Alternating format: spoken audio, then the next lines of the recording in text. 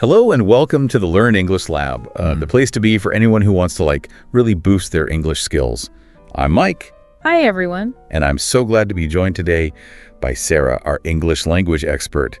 We are taking a deep dive into something I think we all face. Yeah. And it's staying motivated on this journey of learning English. It is a journey that's for sure with some incredible highs and a few dips along the way. But with the right strategies, you can keep that motivation soaring high. So how do we do that, Sarah? So many people hit that wall. They start strong and then life gets in the way or the progress feels slow. Right. Where do we even begin to combat that? Well, it all starts with a really solid foundation, just like building a house. And that foundation is made of clear, well-defined goals. Yeah. Think of it like mapping out your route before you go on a road trip without that destination in mind. Right. You can so easily get lost along the way. Right. But how do we set goals that don't feel super overwhelming? I mean, just saying, I want to be fluent is a little vague, isn't it? It absolutely is, and it's about breaking down that massive goal into smaller, more manageable, achievable steps. Right. The SMART framework is really, really helpful here, so make sure that your goals are specific, measurable, achievable, relevant, and time-bound. I like this SMART framework. I'm digging this. So instead of just fluency, maybe I could say, learn 10 new words every day for a month. That feels way more doable. Absolutely. That's a fantastic example of a short-term goal that you can use to keep moving forward daily. And then you can tie that to a long-term goal. Like, by the end of the year, I'll confidently have a 30-minute conversation in English about my hobbies. Well, that's a good way to break it down. But what about those days when even those smaller goals feel tough? How do we keep from losing steam? Right. Well, that's where the power of tracking comes in. It's not just about checking things off a list, but it's about seeing how far you've come. Imagine training for a marathon. Wouldn't it be motivating to see your mileage increasing every week? Yeah, that's true. That makes sense. But I don't know if I'd be so thrilled about watching videos of myself speaking English in the beginning. It might be a little cringy. It can be a little daunting at first, I agree. But imagine listening back a few months later and hearing the difference in your pronunciation, in your fluency, and even your confidence. That's powerful feedback. That's a good point. Okay. You got me there. And it's not always about these huge milestones either, right? Little wins totally count. Little wins absolutely count. Celebrate finishing that online lesson, understanding all the lyrics to your favorite English song, or even just using a new phrase correctly in a conversation. Yeah. Those small victories fuel the bigger journey. That's so true. I remember feeling so stuck when I first started learning English. But then one day I looked back at some of my early writing, and honestly, it was pretty bad. But seeing those mistakes made me realize how much progress I had made without even realizing it. That's exactly it. Tracking helps us to shift our perspective from "I'm not there yet" to "Wow, look how far I've already come." That is so true. But let's be realistic. Sometimes learning a new language feels like, work. Sure. So how do we keep things fun and engaging? Because fun equals motivation. Right. You hit the nail on the head there. Fun is the fuel that keeps us going. And luckily, there are so many ways that you can inject enjoyment into your English learning routine. Think about the things you already love to do. Okay. Are you a movie buff? Start watching movies and TV shows in English, maybe with subtitles at first. Love music, turn up those English tunes and try to sing along. I have to admit, I learned a ton of English by just watching my favorite TV series.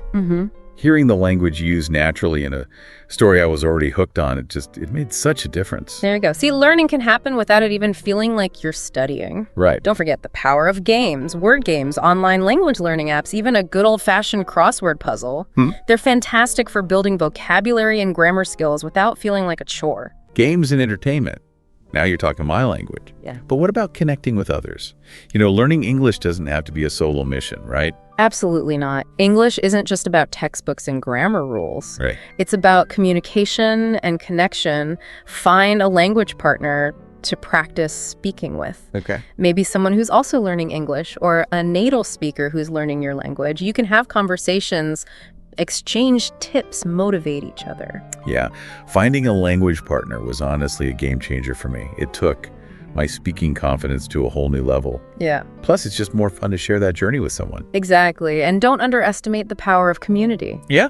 Join online forums, Facebook groups, or even meetup groups for English learners. It's like having a whole cheerleading squad rooting for you. Right. It's so much easier to stay motivated when you know You're not alone in this struggle. Yeah.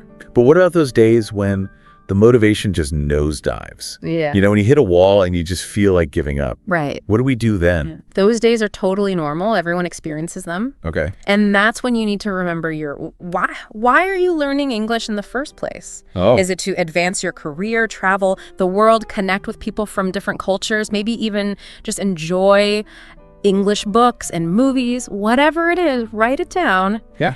And keep it somewhere you can see it every single day. Like a motivational Post-it note on my bathroom mirror. Sure, why not? Because when you hit that motivation slump, revisiting those reasons can re-energize you and remind you why you started in the first place. That's such a crucial point. We all need that. Why reminder sometimes to push through those tough spots. Absolutely. Speaking of tough spots, let's talk about mistakes. Yeah. I mean, they're inevitable, right? They are absolutely inevitable. And here's a crucial mindset shift. Okay. Don't just accept mistakes, embrace them. Right. They're not failures, they're valuable learning opportunities. Embrace mistakes. I feel like we're always told to avoid them at all costs. I know, but hear me out. Mistakes are inevitable, especially when you're learning something new.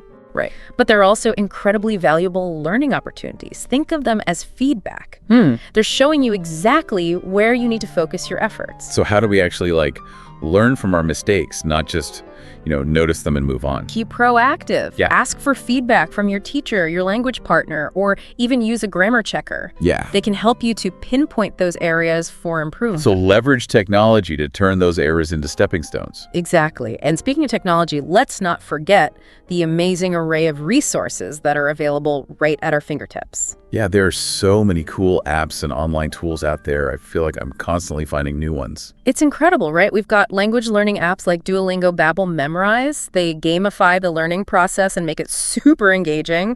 Then you've got grammar checkers like Grammarly, which are lifesavers for writing. And let's not forget about all of the amazing online courses offered on platforms like Coursera, Udemy, Khan Academy. You're speaking my language. I am a huge fan of language learning apps. They make learning so accessible and so fun. There's one I use that even has these little challenges and rewards, which really keeps me coming back for more. It's almost addictive. That's fantastic. You found what works for you, and that's what matters most. Experiment. Yeah. And find the tools and resources that resonate with you the most, and don't be afraid to try new things. That's great advice. Uh-huh. Okay, this is all great. Yeah. But sometimes I feel like I'm, stuck in my little English learning bubble. Right. What about getting more real-world experience? You're talking about immersion. And it is a true game changer. Think of it as surrounding yourself with the English language. Okay, I'm intrigued. So what are some practical ways that we can do that? Well, start simple. Change the language settings on your phone and computer to English. Oh, It might feel a bit weird at first, but you'll be surprised how quickly you adapt. that's a good tip. I never even thought of that. How about reading? Okay. Pick up an English book magazine or even just browse news websites in English. Yeah, I've been trying to read more in English lately. It's definitely challenging, but also super rewarding. Absolutely. When I understand a whole article. Exactly. And here's a cool challenge. Try thinking in English. Wait, It sounds tricky, I know. thinking in English, how do I even? Start small when you're going about your day. Try narrating your thoughts in English. Describe what you're doing, what you see, what you're feeling, all in English. Okay, that sounds like a fun mental workout. I'm going to try that. It's all about making English a part of your daily life, not just something you study for an hour each day. That's so true. It's like integrating English into the fabric of your everyday life. Exactly. And here's another key ingredient for staying motivated. Reward yourself. Ooh, I like where this is going. Treat yourself. You got it. When you achieve a goal, no matter how big or small, celebrate your success. It could be something as simple as a delicious snack or a relaxing evening, doing something you love. Okay, I can get behind that motivation, fueled by chocolate chip cookies. Sign me up. And remember, breaks are important too. Don't burn yourself out. Give yourself permission to step away from studying when you need to. And come back refreshed and re-energized. So it's all about balance, Yeah. right? Work hard, play hard, celebrate those wins, Yes. and give yourself time to recharge. Exactly. It's a marathon, not a sprint. That is all so inspiring. But what about those times when I feel like, I don't know, maybe I'm just not cut out for this, like everyone else is learning faster than me? The comparison trap. It's a sneaky one, and we all fall into it sometimes. But here's the thing. Everyone's journey is different. Yeah, I guess comparing myself to others isn't really helpful, is it? Not at all. Focus on your own progress and celebrate your unique strengths. And remember, every fluent English speaker was once a beginner. That's a really encouraging thought. Even the most eloquent English speakers had to start somewhere. Exactly. And there's so much inspiration to be found in their stories read about people who have successfully learned English. Follow English learners and teachers on social media, listen to podcasts like this one.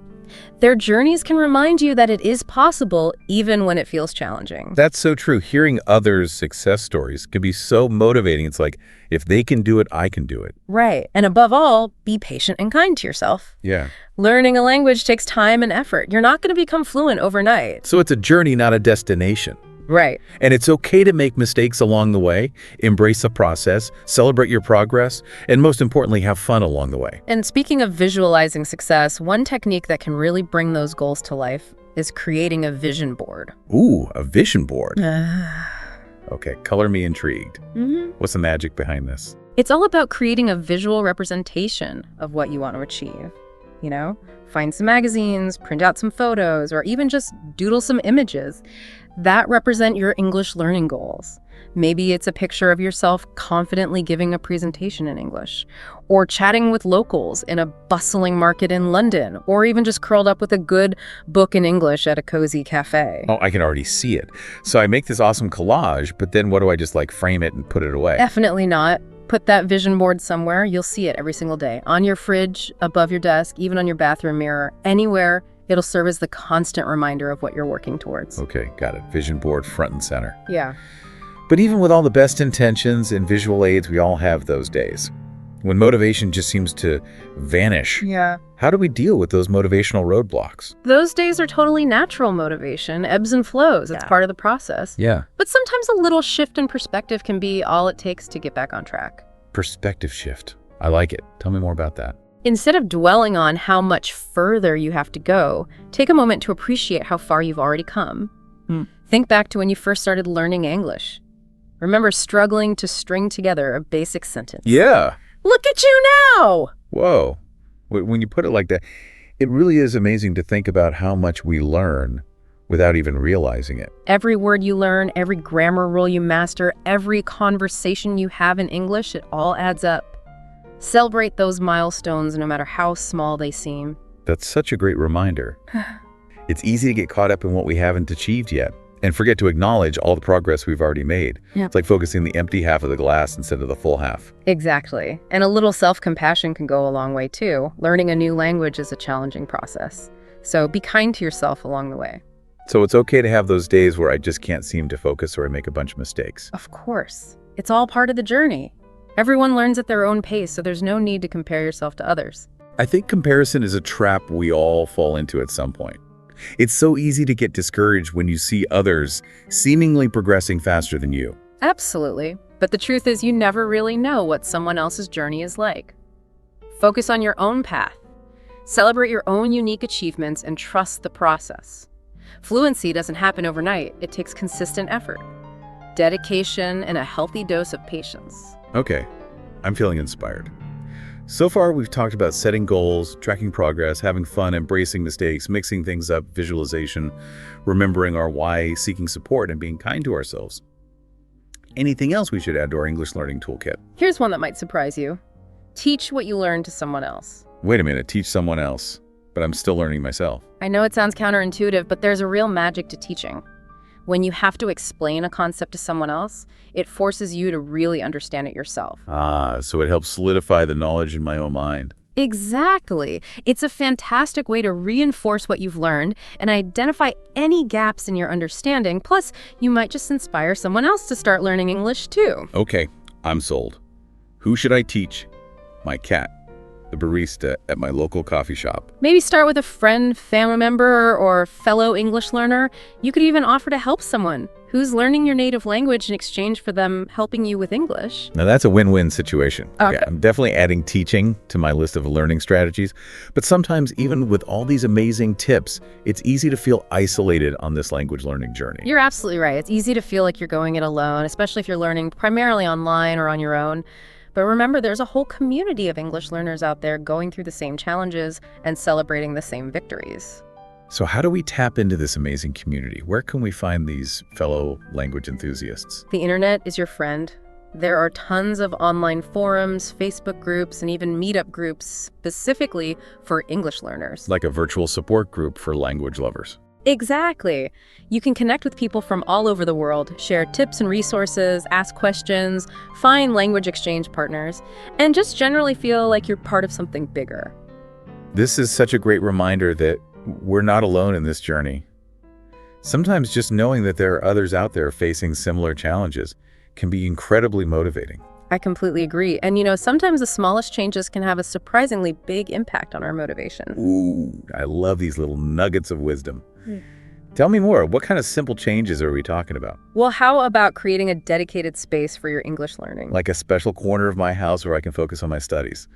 A little English oasis. Exactly. It could be a desk in your bedroom, a comfy chair in your living room, or even a cozy spot at your local coffee shop. I love this idea. It's like creating a physical boundary between study time and the rest of life. Having a dedicated space helps you mentally shift gears and signals to your brain that it's time to focus on English. I'm sold. I'm turning that neglected corner of my living room into an English learning haven this weekend. Another simple but effective tip is to make your learning materials visually appealing. Visually appealing. So ditch the boring black and white textbooks. Not necessarily ditch them, but definitely spice them up. Use colorful highlighters, sticky notes, flashcards, mind maps, anything that helps you engage with the material in a more visually stimulating way. This is so true. Yeah. I'm a very visual learner, so I find that using colors and images really helps me remember things better. It's all about tapping into those different learning styles. Don't be afraid to get creative and experiment. Okay, I'm ready to turn my study notes into a work of art. What else do you have up your sleeve? Well, music can be an incredibly powerful tool for language learning. And I'm not just talking about passively listening to your favorite English tunes. Ooh, I love listening to music in English, but how can we use it to actually learn? Start by choosing songs you enjoy, then listen actively. Pay attention to the lyrics, try to sing along, and look up any words you don't understand. I can't tell you how many times I've caught myself singing along to an English song without having a clue what the words actually mean. We've all been there. But by actively engaging with the lyrics, you're exposing yourself to new vocabulary grammar structures, and even pronunciation nuances.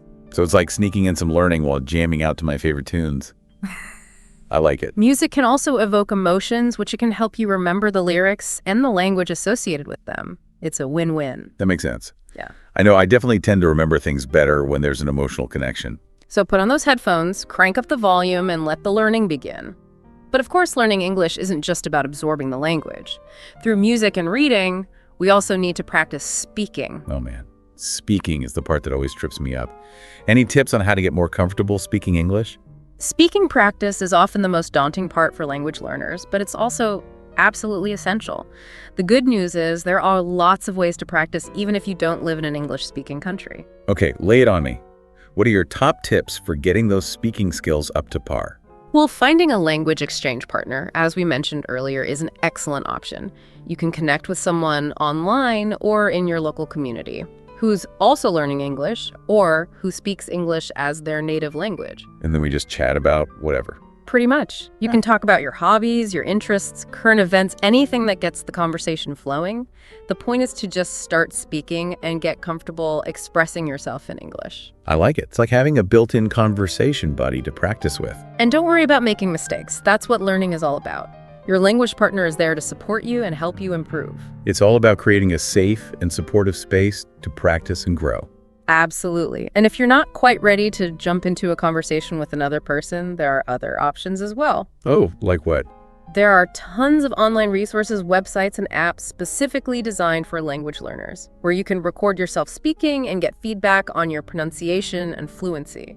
So I can get some speaking practice in without feeling self-conscious about making mistakes in front of someone else. Exactly. Some of these resources even have interactive exercises and games that make speaking practice more fun and engaging. I love that turning speaking practice into a game takes the pressure off. And sometimes the best way to improve your speaking is to immerse yourself in the sounds of the language. Think about all the audio content we consume. Music podcasts, audiobooks, YouTube videos. So switch all that over to English. You got it. It's an incredible way to train your ear to the rhythms and intonations of the English language. That makes sense. But how do we actually learn from listening?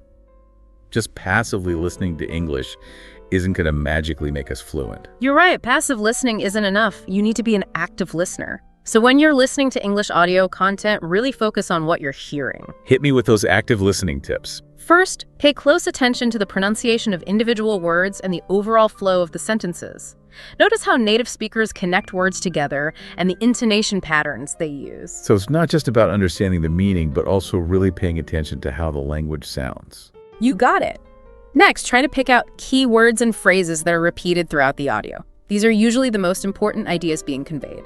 So kind of like listening for the main points and then figuring out how they're being expressed. Precisely.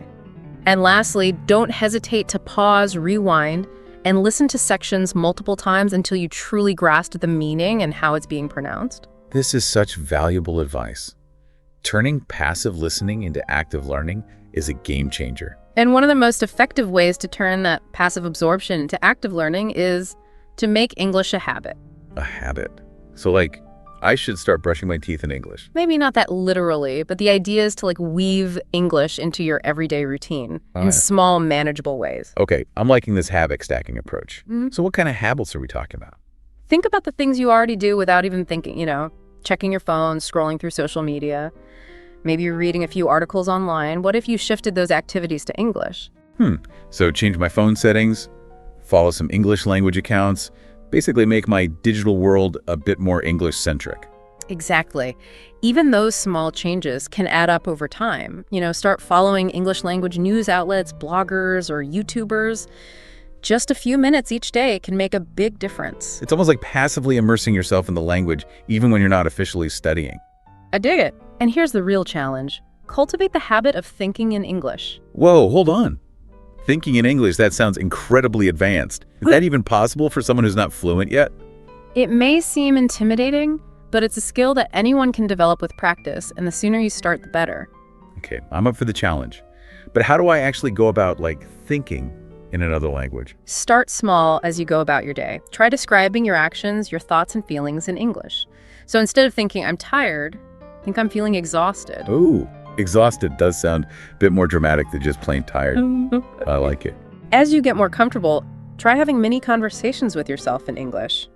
Ask yourself questions. Play devil's advocate. Maybe even tell yourself some corny jokes all in English. Whoa, this is next level English immersion. I'm already feeling a bit more fluent just thinking about it. The more you practice thinking in English, the easier and more natural it will feel when you actually speak or write in the language. This has been such an eye-opening deep dive into the world of staying motivated while learning English. We've explored everything from goal setting to embracing mistakes, finding joy in the process, leveraging technology, and the power of community. But before we sign off, is there anything else we should keep in mind as we embark on this language learning adventure? I think the most important thing is to remember why you began this journey in the first place. You mean our why? That big audacious dream that's pushing us forward? Exactly. Whether it's to advance your career, travel the world, connect with people from diverse backgrounds, or just broaden your horizons, hold on to that vision. It'll be your guiding light when things get tough, when your motivation dips, or you feel like throwing in the towel. That is such crucial advice, and I want to wholeheartedly second that learning English is a phenomenal journey. Filled with both challenges and rewards, you'll experience ups and downs, moments of frustration, and moments of pure exhilaration. But remember, you are absolutely capable of achieving fluency. It's not a question of if, but when. So embrace the process, savor those victories, and never ever give up on that dream of speaking English with confidence. And to all our incredible listeners out there, thank you for joining us on this deep dive into the world of staying motivated while learning English. We hope these tips and strategies have been helpful and inspiring. And remember, if you want to keep that English learning fire burning bright, be sure to like, share, and subscribe to the Learn English Lab's YouTube channel for more insightful deep dives just like this one. Until next time, keep learning, keep growing, and keep speaking English. Hello and welcome to the Learn English Lab. I'm Mike, and I love to just jump right into things, so let's do it.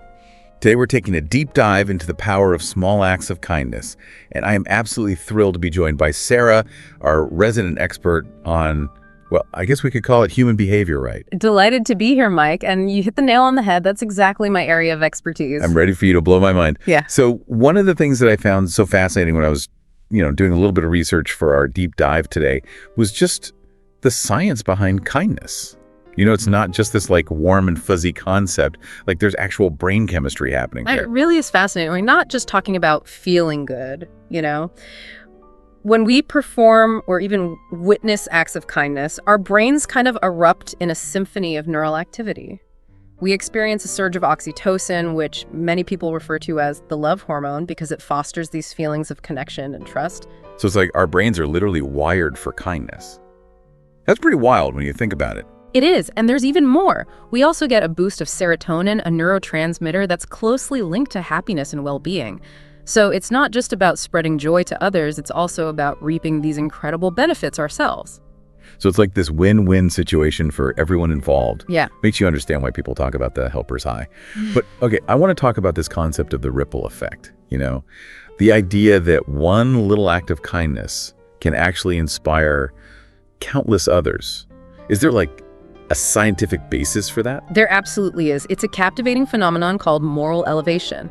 Essentially, when we observe someone else being kind, it can actually trigger a similar response within us. It's almost as if our brains are saying, hey, that looks good, let's do that too. Wow, so even just witnessing kindness can make us better people. That's such a powerful concept. It really is, and think about the implications of that on a grander scale.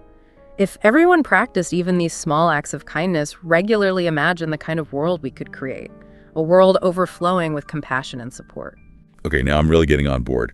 But let's shift gears a little bit and talk about the psychological benefits for the person actually giving the kindness. We've touched on the brain chemistry, but what are some other perks? There's so many. Studies have shown that being kind can actually reduce stress levels, improve your mood, and even enhance our sense of purpose and belonging. It's like this all-natural mood booster and stress reliever rolled into one amazing package. Sounds like kindness is the ultimate form of self-care. But let's get practical for a second. What are some everyday examples of these small acts of kindness that anyone can do? I mean, we're not all out there saving lives or anything. You're absolutely right, Mike. Kindness doesn't have to be this grand, heroic gesture. It's often the small, seemingly insignificant gestures that have the most profound impact. Think about simple things like holding the door open for someone offering a genuine compliment, or simply listening attentively when someone needs to talk. Those are such great examples, and it's all about being mindful of the people around us and just finding those little opportunities to brighten their day. Exactly, and it's so important to remember that kindness isn't about going out of your way to do something extraordinary. It's about incorporating these small acts into our daily lives, making them an integral part of who we are. It's not about grand gestures. It's about making kindness a habit. I love that. But let's be real for a second. Life gets in the way sometimes. We're busy, we're stressed, or maybe we're just having a bad day. How do we overcome those barriers to kindness? You're so right. It's not always easy, but I think the key is to start small and focus on becoming more aware of the opportunities that are all around us. Instead of trying to change the world overnight, let's challenge ourselves to do one small act of kindness each day. I love that challenge. It's like working out our kindness muscle. The more we use it, the stronger it gets. You got it. And as you practice, you'll likely find that it becomes more and more natural. You'll start to notice those opportunities to be kind without even trying.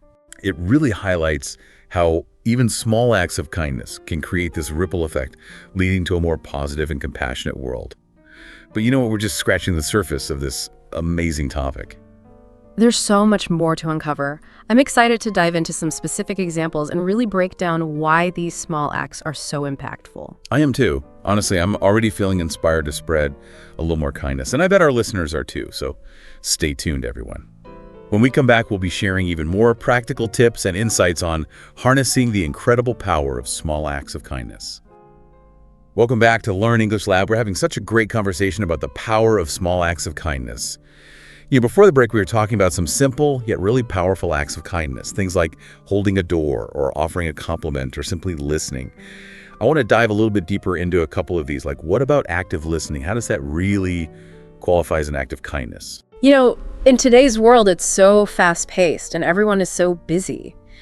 To really, truly listen to someone can be an incredibly rare and precious gift. It's about setting aside your own thoughts and really focusing on what the other person is saying without judgment, without interrupting them. I think we've all been in conversations where we can tell the other person isn't fully engaged, and it definitely doesn't feel good. It doesn't. You're left feeling unheard, unimportant even.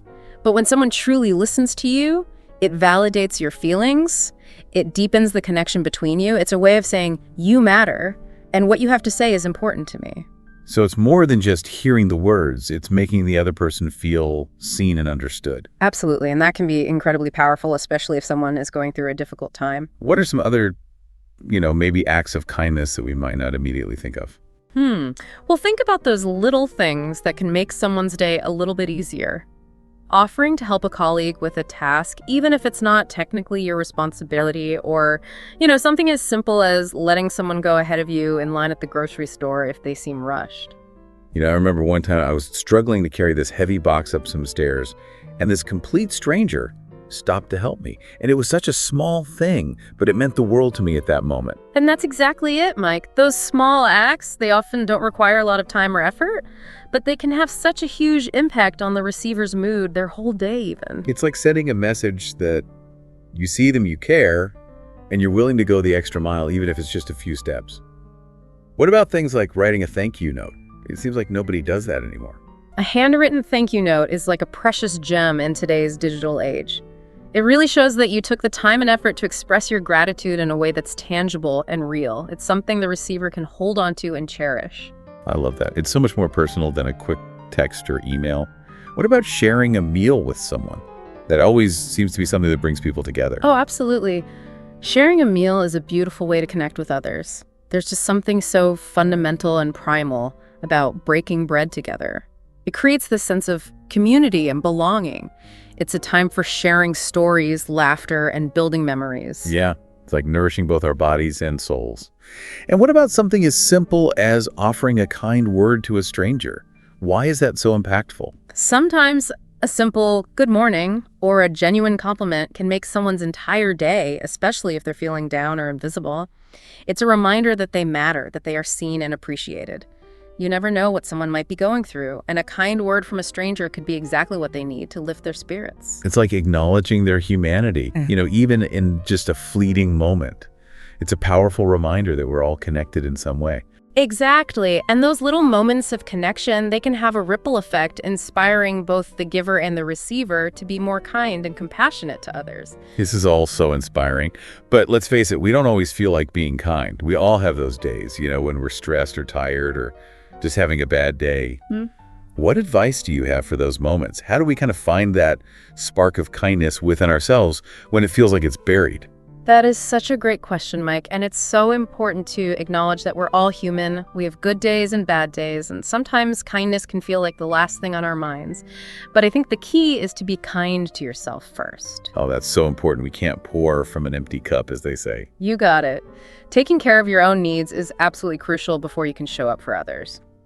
Welcome back to the Learn English Lab. We've been talking about this incredible power of small acts of kindness and how they can really impact the world around us. It's pretty inspiring stuff. It is. And before the break, we were talking about, those times when we don't necessarily feel like being kind, those days when you wake up on the wrong side of the bed. Oh yeah, we've all been there. So how do we cultivate that kindness within ourselves, even when we're not feeling our best? Well, I think one thing that can be really helpful is to shift our perspective a little bit, Instead of dwelling on those negative feelings or our own problems, maybe try to focus on how we can make a positive impact on the people around us. Yeah, it's like that old saying, the best way to cheer yourself up is to try to cheer someone else up. Exactly. And again, it doesn't have to be anything huge. It could be as simple as a genuine compliment or holding the door open for someone or just really listening to a friend who needs to talk. All great examples. And, it brings us back to that idea of making kindness a habit. It really does. It's about weaving those small acts of kindness into our daily routines so they become second nature. Like we were talking about earlier, it's like building a muscle, the more you use it, the stronger it becomes. So we're not waiting for these grand opportunities to be kind.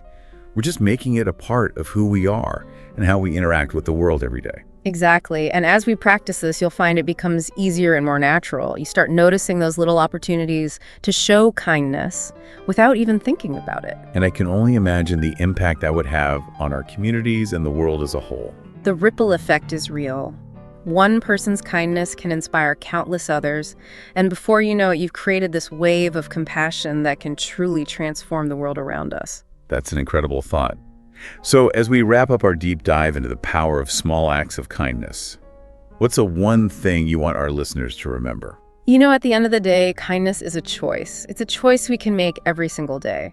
And it might seem like a small thing, but those small acts have the potential to create a ripple effect of positivity that can truly change the world. So well said.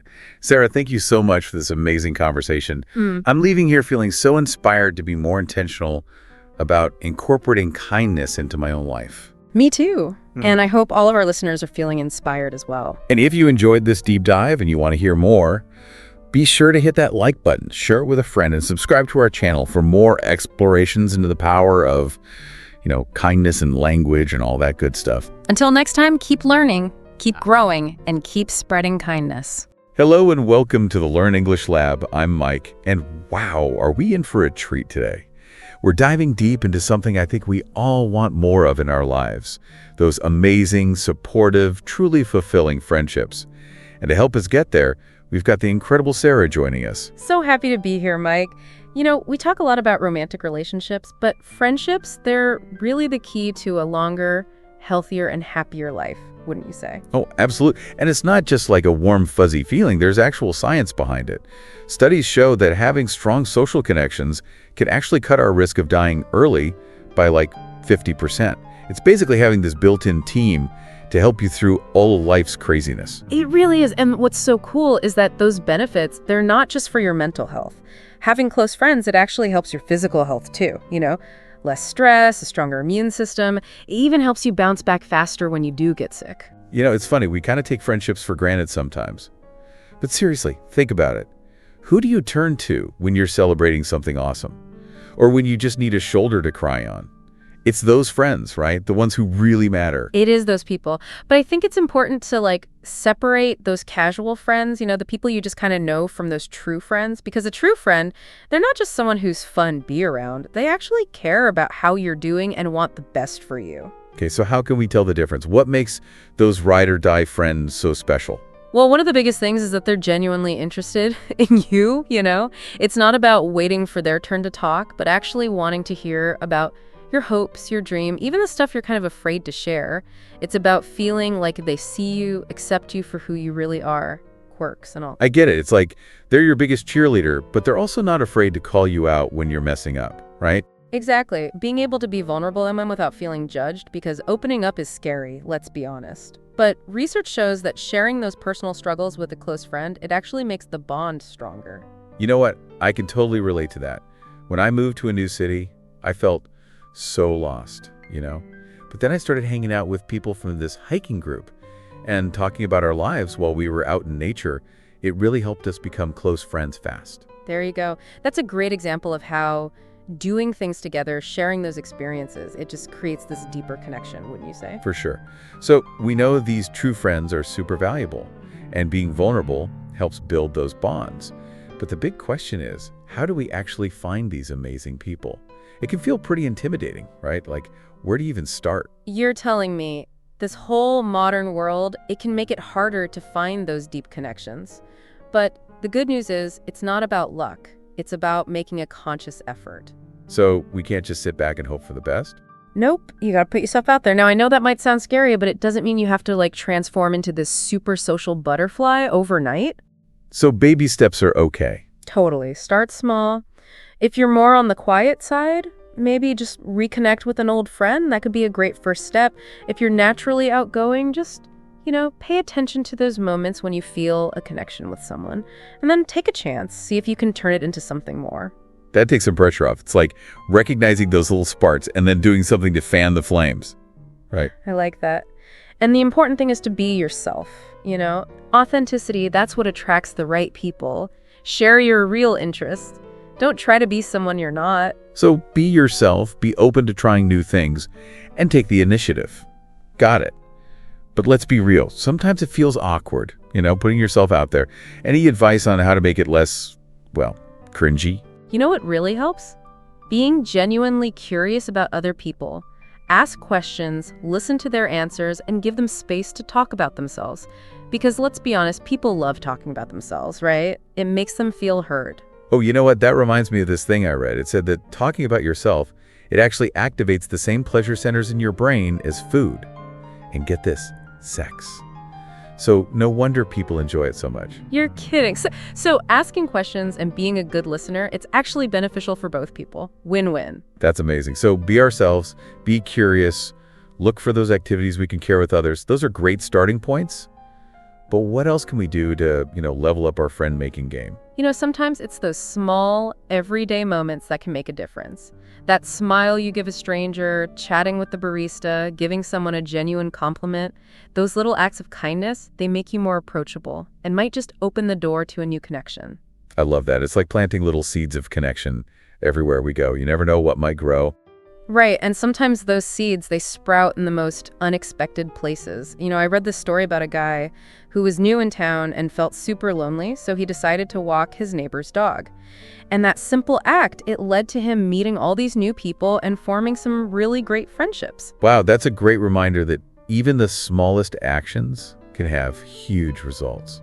It all starts with taking that first step, doesn't it? It totally does. And once you've made those first connections, the real magic happens when you start nurturing those bonds.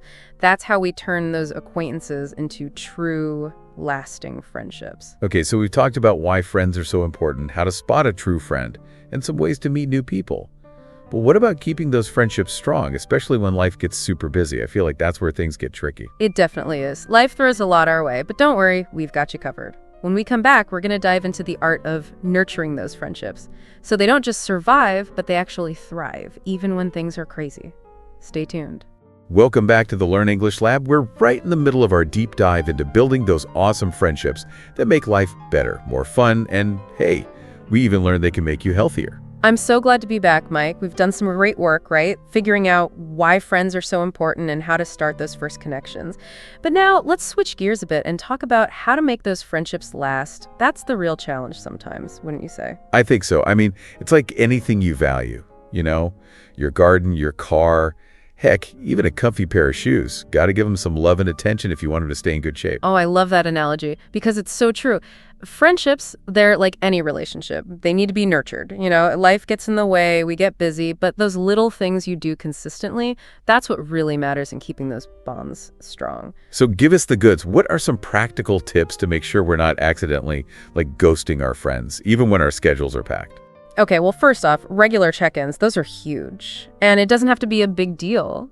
Just a quick text to say, hey, thinking of you. Or a voice note sharing something funny that happened. Or even just calling them up out of the blue to see how their week's going. It shows you care even when you're swamped. Yeah, it's like saying, hey, you're still on my mind, even with all this craziness going on. Exactly. Yeah. And don't forget about fun. Make time for those things we both enjoy, whether it's trying that new ramen place everyone's talking about, going to a concert, or even just having a movie night at home. Whatever floats your boat, it shows you're making the friendship a priority. Makes sense. It's like actually putting it in your calendar, like you would a work meeting, but way more fun. Exactly. And here's one that I think people often forget. Express appreciation. Those little acts of coldness, remembering what's important to them, actually telling them how much you value their friendship, that stuff goes a long way. I know. It's funny how we just assume our friends know how we feel, but honestly, hearing those words out loud, it really can make all the difference. Like, I know when I get a heartfelt note from a friend, just appreciating something specific they see in me, it totally makes my day. Doesn't it? Those little affirmations, they're so powerful. And it reminds me of the study I read. It showed that even small, unexpected gifts, like bringing your friend their favorite coffee or surprising them with a book you think they'd like, it can really strengthen that bond and make them feel super valued. I love that. Those little I get you gestures, they mean so much. And speaking of going the extra mile, one of the articles we shared for this deep dive told this great story about two friends who lived in different countries. And they had this tradition of sending each other postcards whenever they traveled. Such a small thing, but those postcards, they became this symbol of their lasting friendship. It's so true. Even when you're miles apart, those little efforts, they bridge the gap and show your friend they're important to you. So we've got these awesome tools for keeping your friendship strong, those check-ins, fun times, expressing appreciation. But let's be real for a second. Even in the best friendships, disagreements happen, right? And can healthy friendships really survive those conflicts? Because honestly, sometimes it feels like walking on eggshells. It's true. Disagreements are bound to happen in any close relationship. And healthy friendships, they're not about avoiding conflict altogether. It's about learning how to deal with it in a way that's actually constructive. Believe it or not, it can actually make the bond stronger if you handle it right. Okay, that's good to hear because I'm picturing those like epic friend breakups you see in movies, and that's not exactly inspiring. Right, but think about it. Haven't you had those arguments with friends where, even though it was tough in the moment, talking it through actually made your friendship stronger in the end? Oh, totally. Like this one time, my friend and I had totally different ideas for a trip we were planning. We were both being super stubborn. But after some honest conversations, well, maybe a slightly heated debate, we actually found a compromise that worked for both of us. And you know what? Looking back, the trip itself was amazing, but what I really remember is how we learned to work through those differences. That's it. That's a perfect example of healthy conflict resolution. It's about communicating respectfully, taking responsibility for your part, and really trying to understand each other's point of view instead of just trying to win the argument. So it's less about being right and more about finding a solution that everyone can live with. Exactly. And remember, sometimes it's okay to agree to disagree. Not every conflict needs a neat little resolution. The most important thing is to maintain that mutual respect and a willingness to move forward together. This is great. We've talked about making those bonds stronger and handling those disagreements like champs. But there's another part of friendship that I think can be hard to talk about, you know? What happens when friendships just naturally drift apart? It's like that elephant in the room no one wants to acknowledge. It is. It's one of those bittersweet things about friendship. But you know what? Sometimes it's perfectly normal for friendships to change and evolve. People grow, our lives change, and it doesn't mean anyone did anything wrong. I think we put this pressure on ourselves to like hold on to every friendship we've ever had. But it's like trying to squeeze into a pair of shoes that don't fit anymore. It's just not comfortable. You nailed it. And forcing a connection that's not really there anymore, it's not authentic, it's not good for either person. It's okay to recognize that some friendships have a season, and that's all right. It doesn't take away from the value of the time you shared. It's like those different chapters in a book, right? Some are full of action, some are more thoughtful and quiet, but they all make up the whole story. Exactly, and by letting go of those friendships that aren't serving us anymore, it actually makes space for new connections to come into our lives. Connections that might be a much better fit for who we are now. I like that. It's freeing in a way, right? Like giving yourself permission to go with the flow of friendships. That's the spirit. And with that, I think we've covered a lot of ground today, wouldn't you say? We've explored how to nurture those friendships, how to handle those tricky disagreements, and even how to let go when it's time. Are you ready to move on to our last part, Mike, where we'll give our listeners some concrete things they can do to put all this into practice? Welcome back to the Learn English Lab. It's been quite a journey, wouldn't you say? Exploring all the ins and outs of friendships. We've talked about the science behind why they're so good for us, the things that make a true friend stand out, how to make those bonds even stronger, and yeah, even how to deal with those, let's face it, inevitable disagreements that pop up sometimes. It has been quite the journey. And now for the grand finale, we're going to give you some practical tools you can actually use to build and maintain those amazing connections. We've got all this knowledge, but what good is it if we don't know what to do with it, right? It's like having a fancy new kitchen gadget, but no clue how to turn the darn thing on. So let's break it down. Where can our listeners start to actually put all these insights into action? Well, we talked about putting ourselves out there, but let's get down to brass tacks. It really starts with being aware of what you're interested in, you know? Think about those passions, your hobbies, the things you've always wanted to try but haven't gotten around to yet. Okay, so like if I've always wanted to learn how to play the ukulele, I shouldn't just dream about it. I should actually sign up for a class. You got it. Or maybe you're a totally bookworm.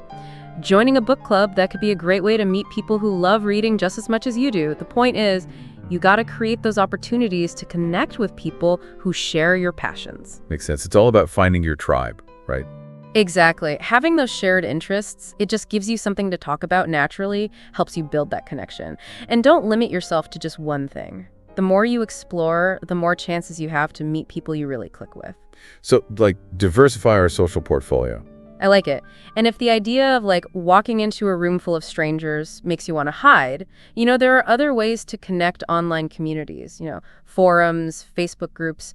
Those can be a less intimidating way to start, especially if you're more on the introverted side. That's good to know. It takes the pressure off, right? For sure. And honestly, you never know where those meaningful connections are going to come from. I read this story about this woman who started volunteering at an animal shelter, you know, and she ended up becoming really close friends with the other volunteers. That shared love for animals, it turned into something really special. That's so cool. It just goes to show even those unexpected places can lead to amazing friendships. Got to be open to those possibilities. Right. And volunteering in general, it's a fantastic way to give back and meet people who care about the same things you do, Whether it's a food bank, mentoring kids, environmental stuff, there's something for everyone. Awesome. So you found something you enjoy doing, you're putting yourself out there, and you've met some cool people. Now what? How do you go from like those initial hellos to a real solid friendship? That's where all that nurturing stuff comes in. We talked about those regular check-ins, scheduling fun things to do together. But it's more than that. It's about being genuine, being the kind of friend you'd want to have. So like, treat others how you want to be treated. The golden rule of friendship. Pretty much. Be a good listener, be there for them when they're going through tough times, celebrate their successes like they're your own. Remember those important dates and milestones, all those little things. They show you really care about the friendship. It's funny how those little things can make such a big difference, right? Like, I remember this one time, a friend brought me my favorite takeout after I had a really rough week. It wasn't anything crazy, but it meant the world to me because it showed they were paying attention and actually cared about how I was feeling. Exactly. Those small acts of kindness, they say a lot. They show your friend that there was just some afterthought, when you're busy with everything else. It's like saying, hey, you matter to me even when life's chaotic. But speaking of chaotic, how do we manage to make time for friends when we've got work, family, all that stuff going on? It's a constant battle. Oh, I know. You got to be intentional about it, But one thing that can help is trying to include your friends in your everyday routines instead of always trying to plan these big elaborate outings. Invite a friend to join you for your morning walk or suggest trying a new workout class together, So find those pockets of time and be creative with how we connect. That's it. Doesn't have to be a big production every time. Even just grabbing coffee or a quick phone call can do wonders for staying connected. Makes sense. It all adds up, right? Those little moments keep the friendship going. But even with the best intentions, sometimes disagreements are going to happen. We talked about navigating those conflicts.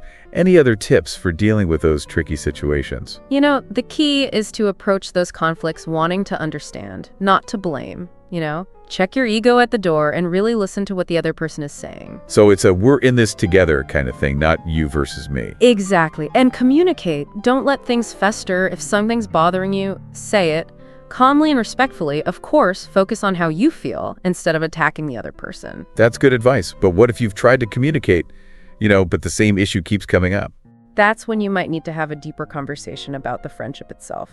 Be honest about what you need and what you expect from the friendship.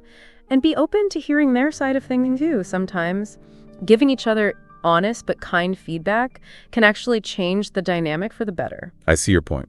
But what if even after all that, the friendship still feels kind of, one-sided, like you're always the one reaching out or offering support? That's a tough one, and it takes a lot of self-awareness to recognize when that's happening. Sometimes, even if you've tried your best, a friendship might have just run its course, and that's okay. It's okay to let go gracefully, cherish those memories, but make space for new connections that might be a better fit for you right now.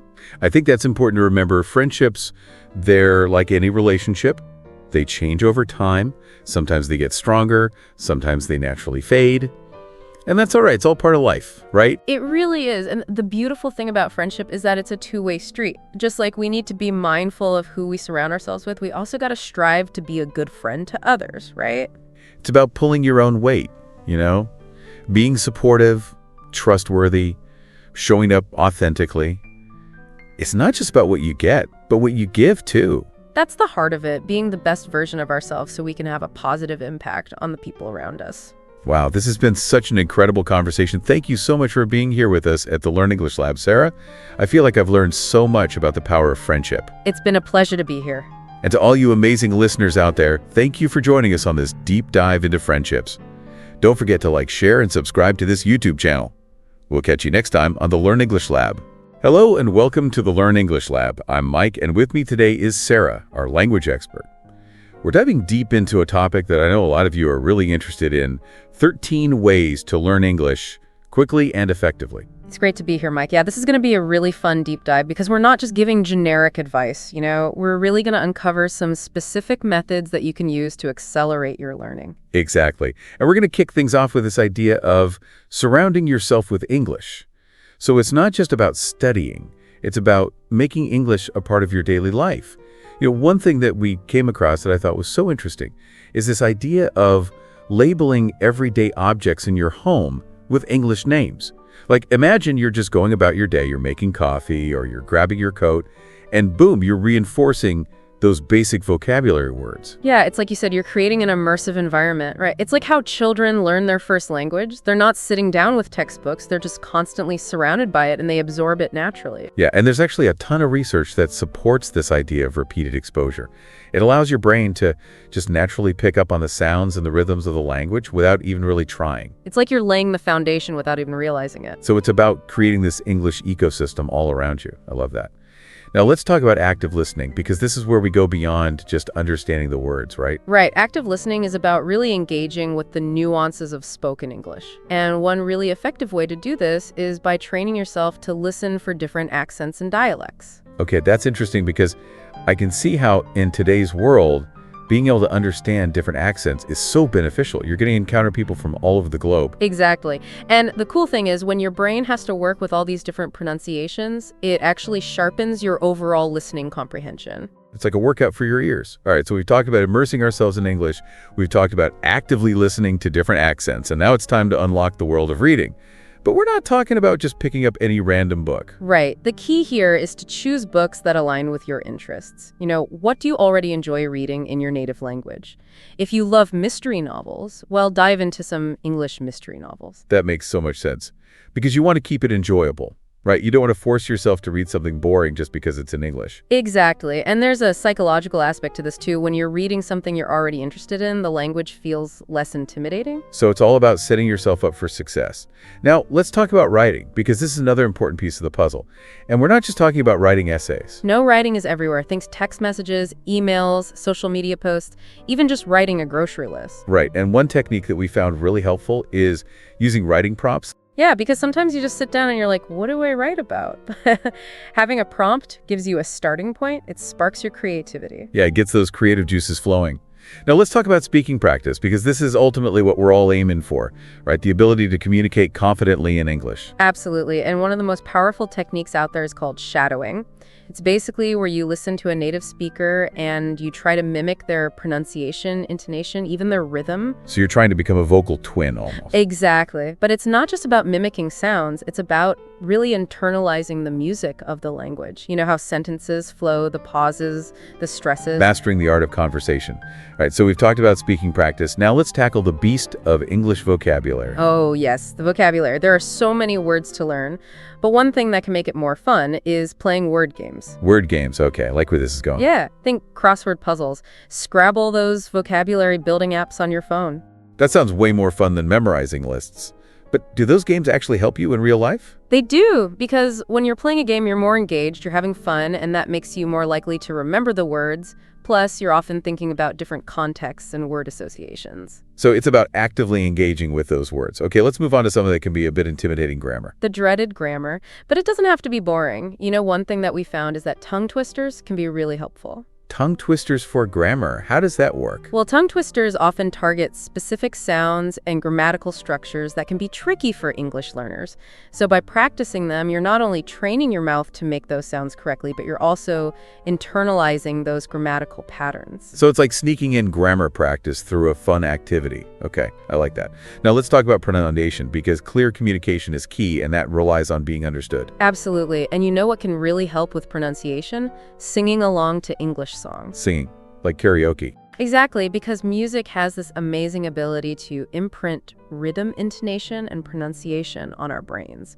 Think about it, it's often easier to remember song lyrics than spoken words. It's true. It's like your brain is absorbing the sounds without even realizing it's studying. And it's way more fun than drilling pronunciation exercises. I'm sold on the karaoke method. All right, let's move on to something that might seem a bit advanced, but it's really fascinating: thinking in English. Thinking in English, it sounds daunting, but you can start doing it even as a beginner. So how do you start doing that? Well, you can start by incorporating basic English sentences into your daily routines. Like, instead of just going through the motions of getting dressed in the morning, you could think to yourself, I'm putting on my shirt, or I'm brushing my teeth in English. So you're consciously shifting your internal monologue. Exactly. And the more you do it, the more your brain gets used to forming thoughts directly in English.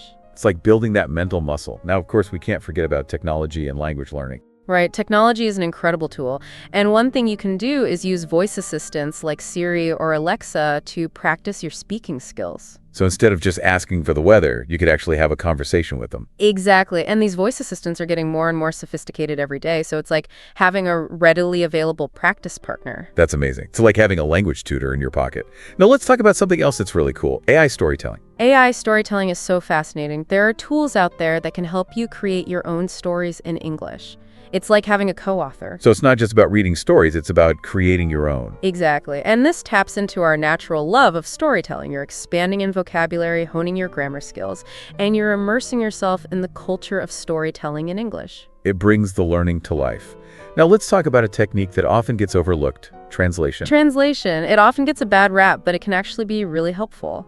Yeah, we came across this tip about practicing translating both ways, from your native language to English and from English back to your native language. Right, because translating back into your native language forces you to really think about the nuances of word choice. You know, you have to consider those subtle shades of meaning. So it's not just about finding equivalent words, it's about really understanding how those words function in different languages. Exactly. It deepens your understanding of both languages.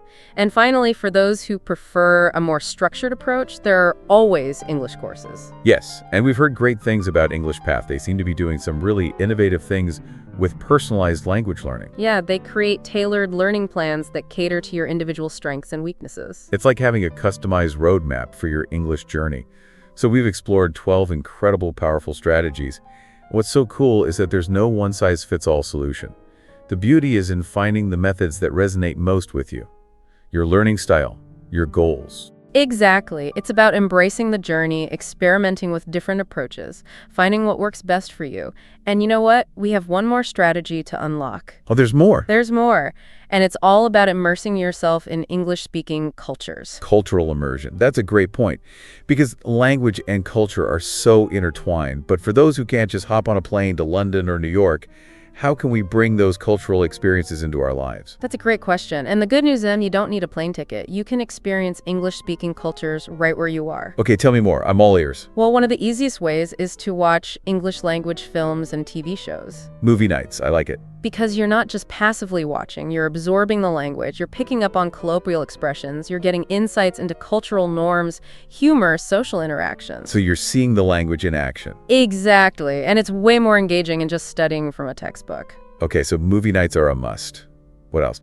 Music, of course. But don't just stick to the pop music charts. Explore different genres from different English-speaking countries. So like reggae from Jamaica, folk music from Canada, indie rock from Australia. Exactly. Each genre, each region has its own unique flavor, its own style. It's a musical and linguistic adventure. I love that. All right, what else can we do to immerse ourselves in the culture? Well, if you're feeling adventurous, you could attend local events or meetups that are hosted in English. So like language exchange groups, book clubs, social gatherings? Exactly. It's a great way to step outside your comfort zone and practice your English in a real-world setting. Plus, you might even make some new friends. Wow, this cultural immersion concept is really eye-opening.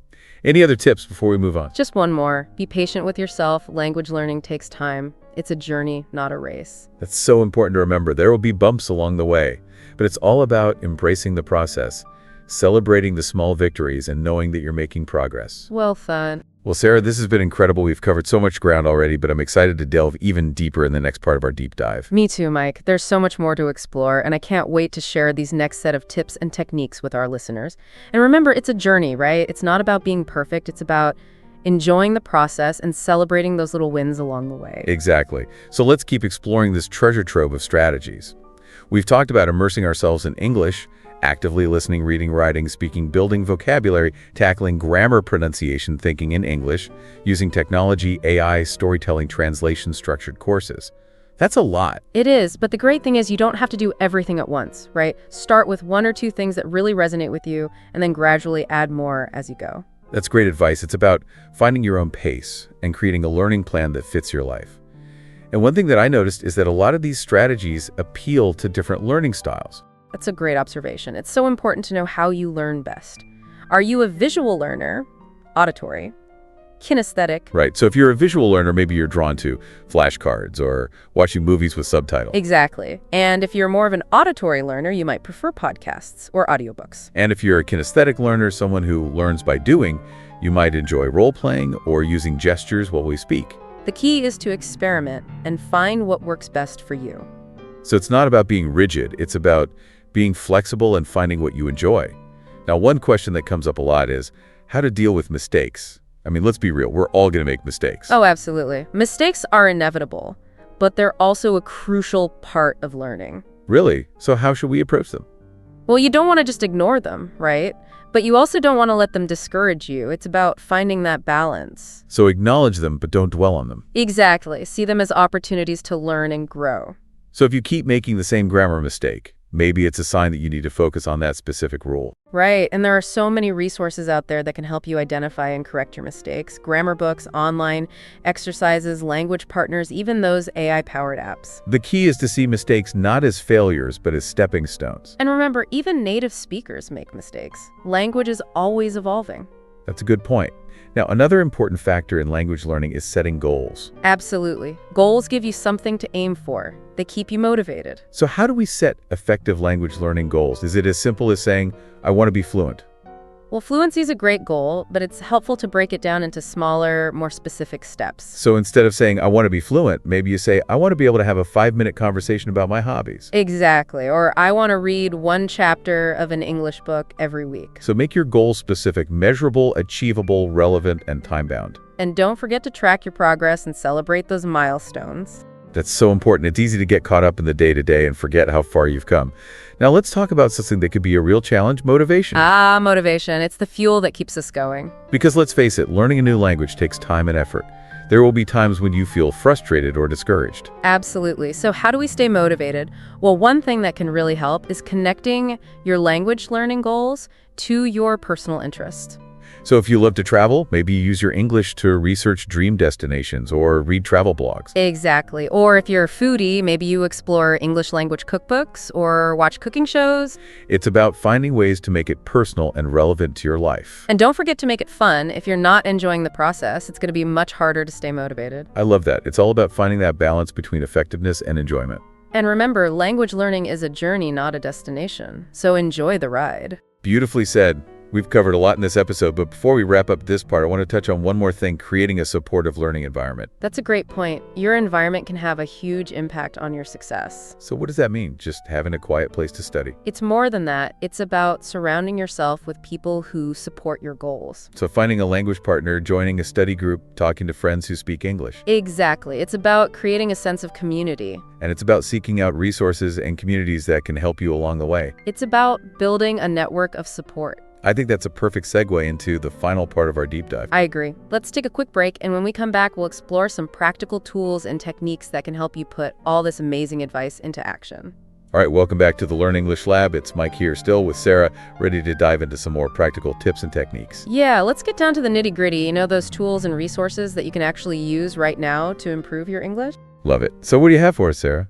Well, let's start with something that might seem a bit basic, but it's super effective: flashcards. Flashcards, like the ones we used in school. Yep, but we're not just talking about writing a word on one side and the definition on the other. We're going to make them more engaging, more interactive. Okay, I'm intrigued. How do we do that? Well, one thing you can do is add visuals. Instead of just the word, draw a picture or find an image that represents that word. Oh, I like that. It makes it more visually appealing. Right. And you can also use flashcards to create your own quizzes or games, get a friend involved, and make it a social activity. Turn learning into a game. I'm all about that. Me too. And speaking of games, we've already talked about how beneficial word games can be, but I want to highlight a few specific ones. Let's hear them. Well, a classic one is Scrabble. It's amazing how much you can learn about vocabulary and spelling just by playing that game. Scrabble, yeah, I used to play that with my family all the time. It's a great way to expand your vocabulary. And another one is Boggle. It really tests your quick thinking and your ability to find words. Bobble. That one's a brain twister. And of course, there are tons of vocabulary building apps out there. Yeah, those are great for learning on the go. Exactly. A couple of popular ones are Memrise and Duolingo. I've heard of those. They make language learning feel like a game. They do. Now, another resource that I think is really underrated is the dictionary. The dictionary? Really? With all the online tools we have now. I know it might seem old school, but a good dictionary offers so much more than just definitions. You get examples of how words are used in different contexts. You learn about their etymology, their pronunciation, their synonyms and antonyms. It's like a treasure trove of information. Exactly. So don't underestimate the power of the dictionary. Okay, noted. And finally, Sarah, I want to talk about the importance of finding a language partner. Yes. Human connection is so crucial for language learning. So where could you find a language partner? Well, you could ask friends or family, you could join a language exchange group online or in person. And once you've found someone, how do you make the most of that partnership? Well, communication is key. Talk about your goals, your expectations for the partnership. Set some ground rules. Right. And it's also helpful to have a plan for each session. Maybe you choose a topic to discuss, or watch a video together, or play a game. Keep it fun and engaging. Exactly. And remember, a language partner isn't just a teacher. It's someone who can help you practice and learn, but also someone who can share their culture and their love of language with you. It's about building a connection. Exactly. It's about making the learning process more enjoyable and more meaningful. Well, Sarah, this has been an absolutely incredible journey. We've explored so many different strategies and resources. I feel like our listeners have a whole toolkit now to take their English to the next level. Me too. And remember, the most important thing is to enjoy the process. Be patient with yourself, celebrate your progress, and never stop exploring the beauty of the English language. Beautifully said. And to all of you listening out there, we hope you found this deep dive helpful and inspiring. Remember to share and subscribe to our YouTube channel for more language learning tips and tricks. And until next time, keep practicing, keep learning, and keep having fun with English. Hello, and welcome to the Learn English Lab. I'm Mike, and I'm really excited about today's topic because I think it's something we all struggle with from time to time and could always use a little bit of help with, and that is communication skills. Yeah, it really is the foundation of everything we do. It's so important in our relationships at work and every aspect of our lives. And I'm Sarah. I'm happy to be here to talk about this with you. You know, you're right. Communication is essential. It's kind of like a superpower when you think about it. Today we're not trying to turn anyone into some kind of like communication guru overnight. But we do want to give some real practical advice on how we can all improve our communication skills, whether it's for everyday conversations, emails, presentations, anything really. Yeah, exactly. We're talking about real-world strategies you can use right away. And, one of the things that came up again and again in the research we did was this idea of active listening. Oh, yeah, active listening. I've definitely been guilty of kind of zoning out during conversations or thinking about what I want to say next instead of really listening to the other person. But it sounds like active listening is so much more than just hearing the words someone is saying. It really is. It's about being present, being engaged, and making the other person feel like they're being heard and understood. When you feel like someone is truly listening to you, it creates a sense of trust and connection. Yeah, it's like when you're talking to a close friend and you can tell they're right there with you 100%. No distractions, no judgment, just fully focused on what you're saying. Exactly, and that can have a huge impact on the entire conversation. When you're actively listening, you're more likely to understand the other person's perspective, ask good questions, and come up with solutions together. So it's not just about being polite, it's actually a really important skill for collaborating and problem solving. Absolutely, and it's even more crucial these days with so much communication happening online.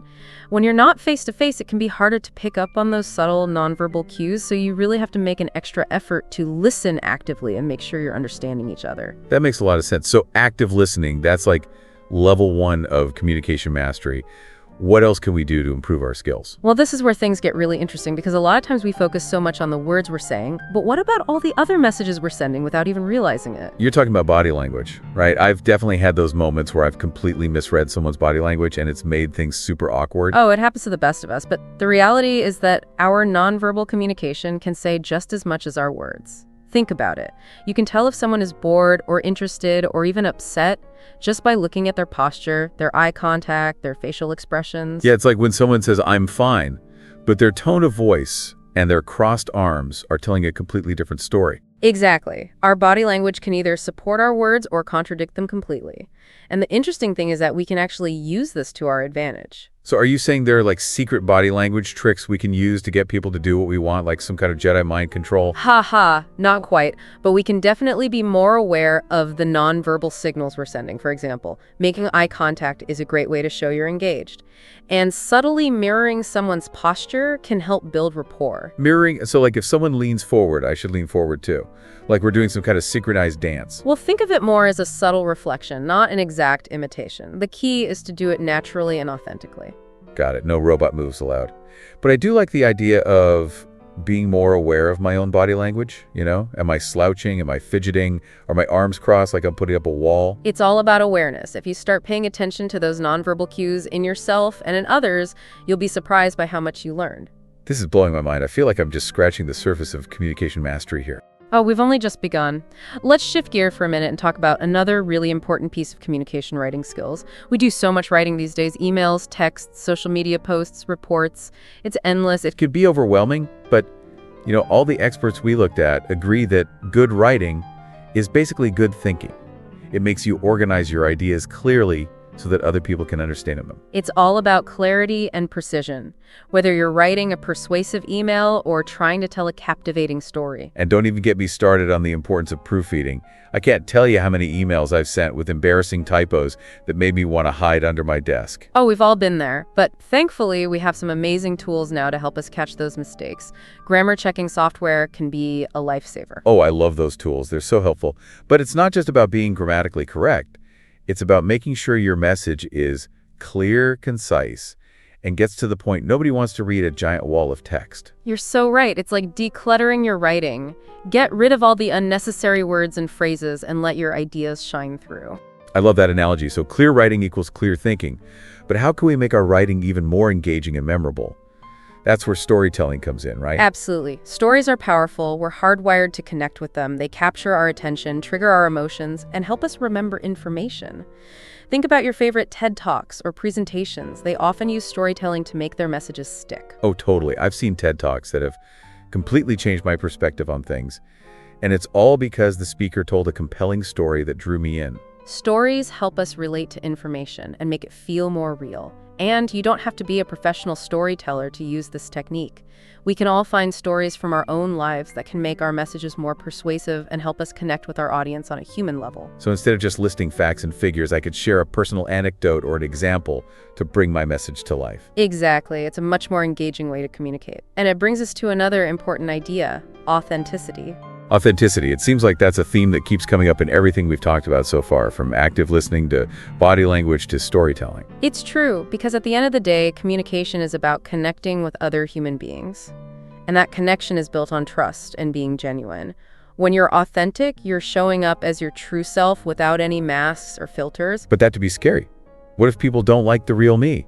That's a valid fear, but I think it's important to remember that people are drawn to authenticity. When you're genuine, you're more relatable, more likable, and ultimately more effective as a communicator. So it's not about trying to be someone I'm not. It's about embracing my unique communication style and letting my personality shine through. Exactly. And it's about understanding your own feelings and being sensitive to the emotions of others. That's what we call emotional intelligence. And it plays a huge role in how we connect with other people. This is so insightful. I'm starting to see how all these different communication skills are connected. It's not just about mastering individual techniques. It's about cultivating a mindset of authenticity, empathy, and genuine connection. That's a great way to put it. This has been amazing. I feel like we've just scratched the surface, though. We have a lot more to talk about. Wow. We were just talking about body language before the break, and it's crazy how much we communicate without even saying a word. I know, it's like this whole other language we're all speaking. Right. And speaking of communication, one thing that really stood out to me in all the research we did was this emphasis on clarity and being concise, especially when it comes to writing. Oh, absolutely. We've all read those emails or articles that just go on and on and on, and by the end you're like, wait, what was the point they were trying to make? Exactly. It's like trying to find a needle in a haystack. So how can we avoid doing that to other people? How can we make our writing clearer? Well, I think it comes down to structure and simplicity. Think of your writing like a roadmap. You want to make it easy for your reader to follow along and get to their destination without getting lost. You're right. It's like you're building a bridge for your ideas to cross over. And don't forget about white space, too. Giving your words room to breathe on the page makes a huge difference in how readable something is. Okay, good point. Now, I personally love using strong verbs and descriptive language to make my writing more interesting, but I also know it's easy to go overboard and end up sounding pretentious or just confusing. How do you find that balance? That's a great question. And I think the answer depends on who you're writing for. If you're writing for a specific audience in your field, then using some technical terms might be fine.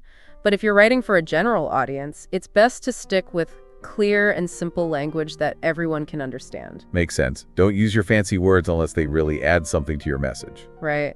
And don't forget about the power of storytelling. We were talking about that earlier. Storytelling can be just as effective in writing as it is in speaking. Oh, definitely. A good story can make even the most complicated topic more engaging and memorable. Absolutely. Okay, so we've talked about listening, we've talked about writing. Now let's move on to what is probably the most feared form of communication, public speaking. Yeah, public speaking, I think almost everyone gets a little nervous when they have to speak in front of a group. It's one of the most common fears out there, but it doesn't have to be terrifying.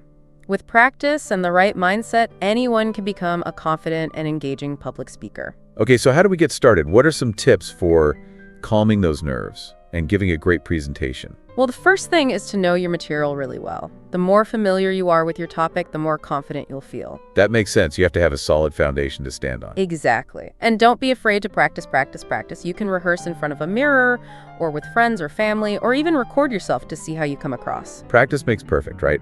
Or at least it makes us feel less terrified. And it's important to remember that it's okay to be nervous. Those nerves can actually give you a little extra energy and help you stay focused. So it's all about channeling that nervous energy into positive energy. Right, and don't forget about connecting with your audience. Make eye contact, smile, use your voice to engage them, and make them feel like you're talking to them, not at them.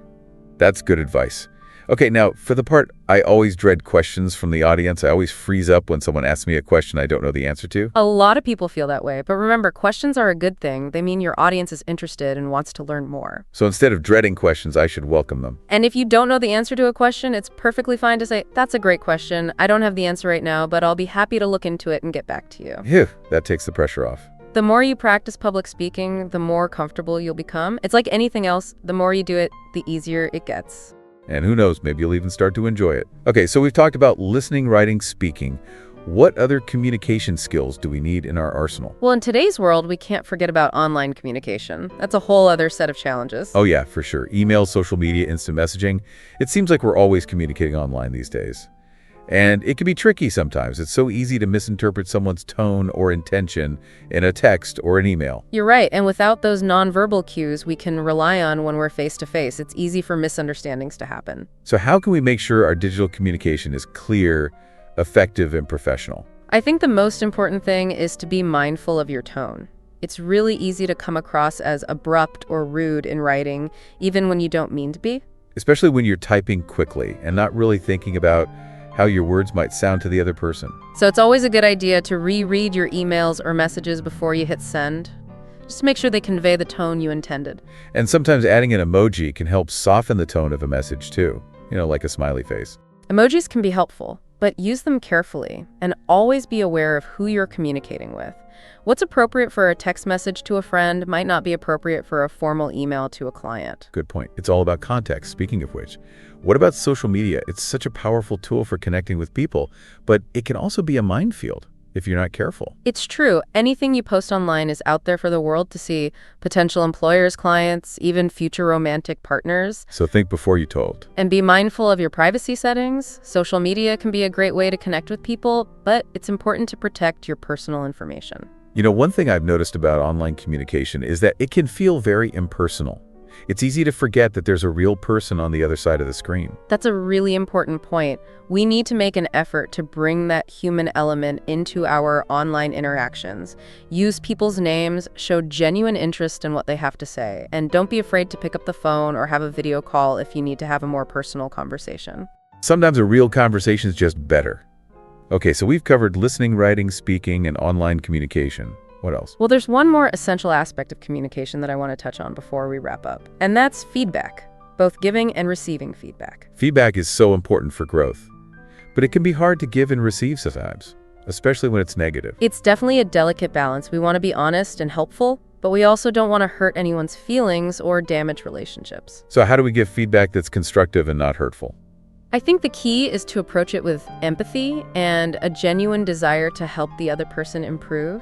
Instead of focusing on what they did wrong, try to frame your feedback in terms of how they can do better next time. So instead of saying that presentation was boring, I could say something like, I think your presentation would be more engaging if you included more visuals or stories. Exactly. That's much more helpful. And when you're on the receiving end of feedback, it's important to listen, actively ask clarifying questions if you need to, and try not to get defensive. I need to work on that last part. I definitely have a tendency to take negative feedback, personally, even when I know the person giving it is just trying to help. It's a natural reaction, but try to remember that feedback is a gift. even when it's not packaged in the nicest way. It's an opportunity to learn and grow. So let's all make a pact to embrace feedback, both giving and receiving, and use it to help each other become better communicators. I love that. Well, we're back for the final part of our deep dive into communication skills. It's been a really interesting conversation so far. It has. We've covered so much ground, from the basics of active listening to the complexities of digital communication. As we wrap things up, I'm curious, what are some of the key takeaways that our listeners can walk away with?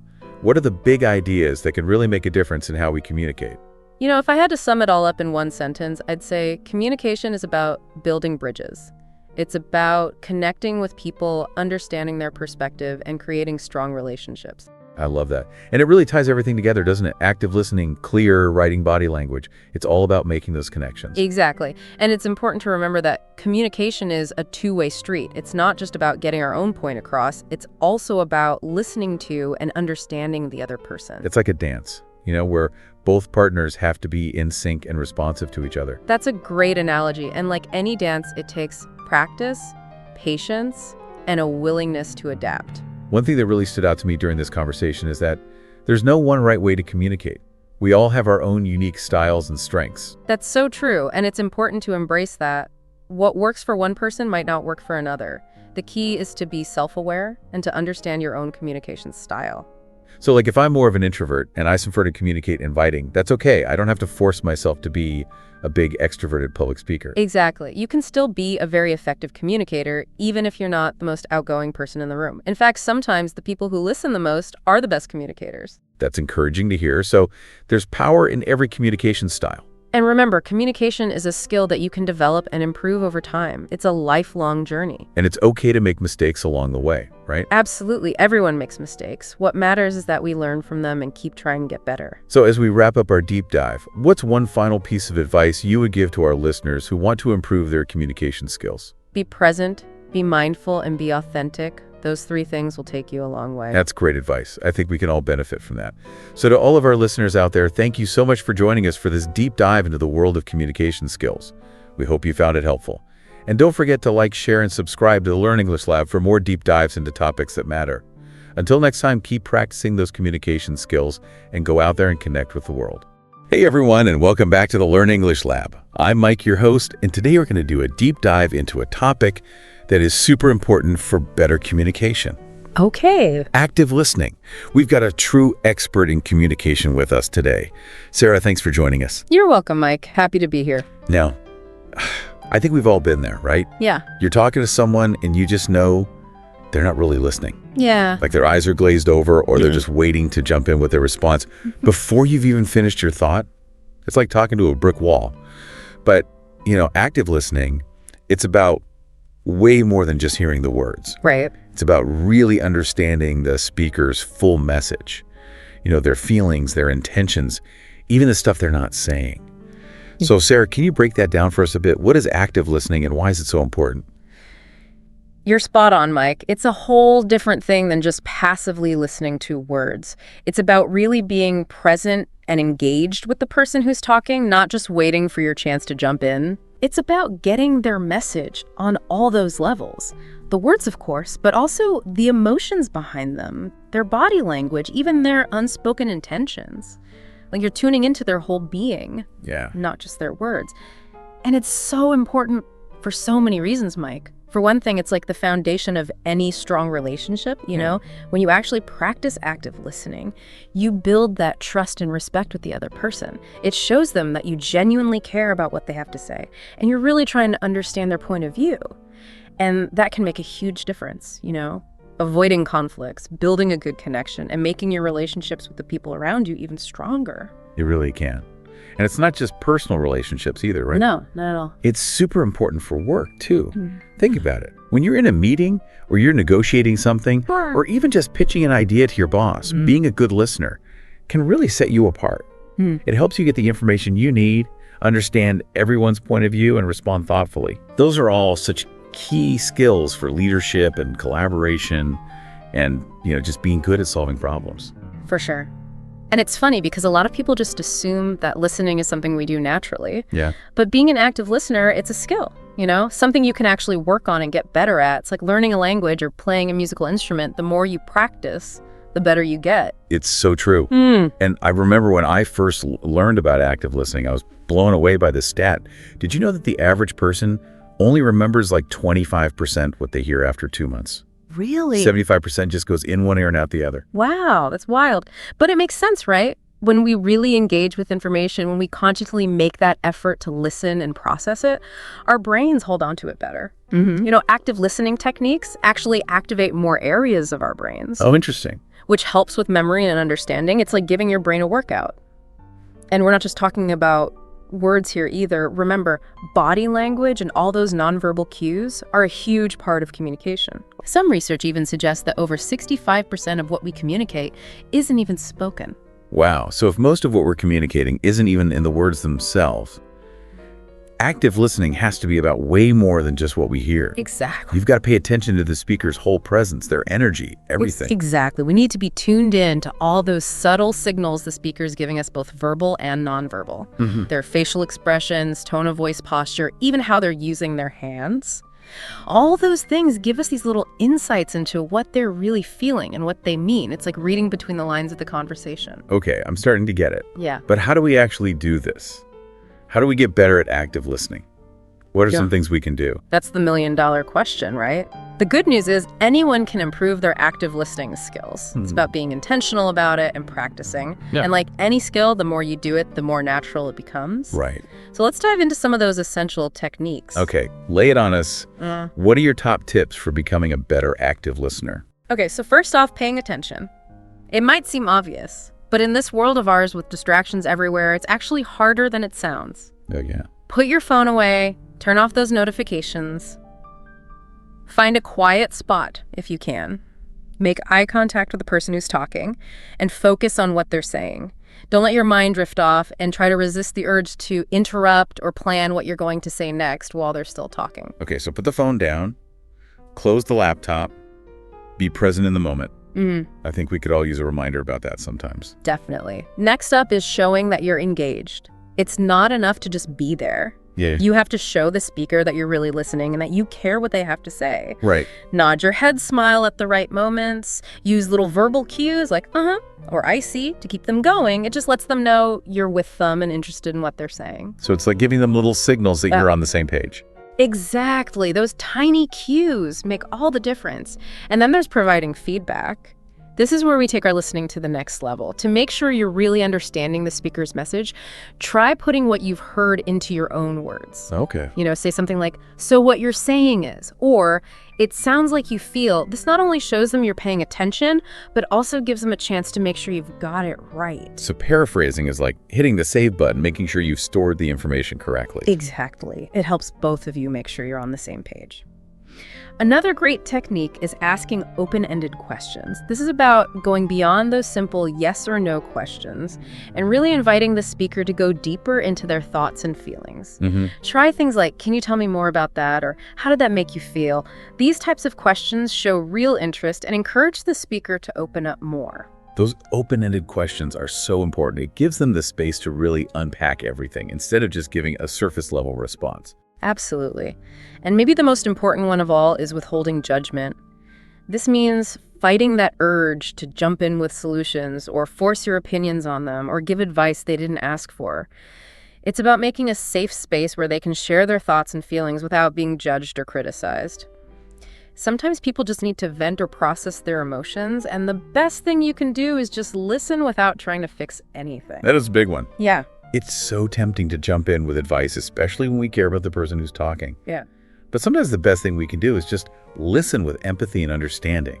Right. Without judging. It's about truly seeing things from their perspective, even if we don't necessarily agree with them. That's it. And that's often where people struggle, especially if they naturally like to problem solve or give advice. Yeah. But learning to hold back and just listen without judgment is one of the most valuable gifts you can give someone. You're so right about that, Sarah.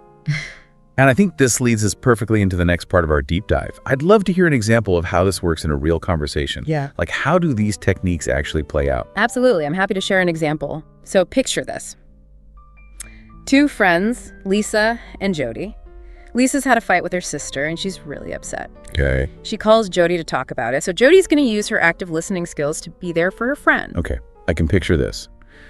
Lisa's on the phone needing to vent about this family drama, and Jody's there to listen.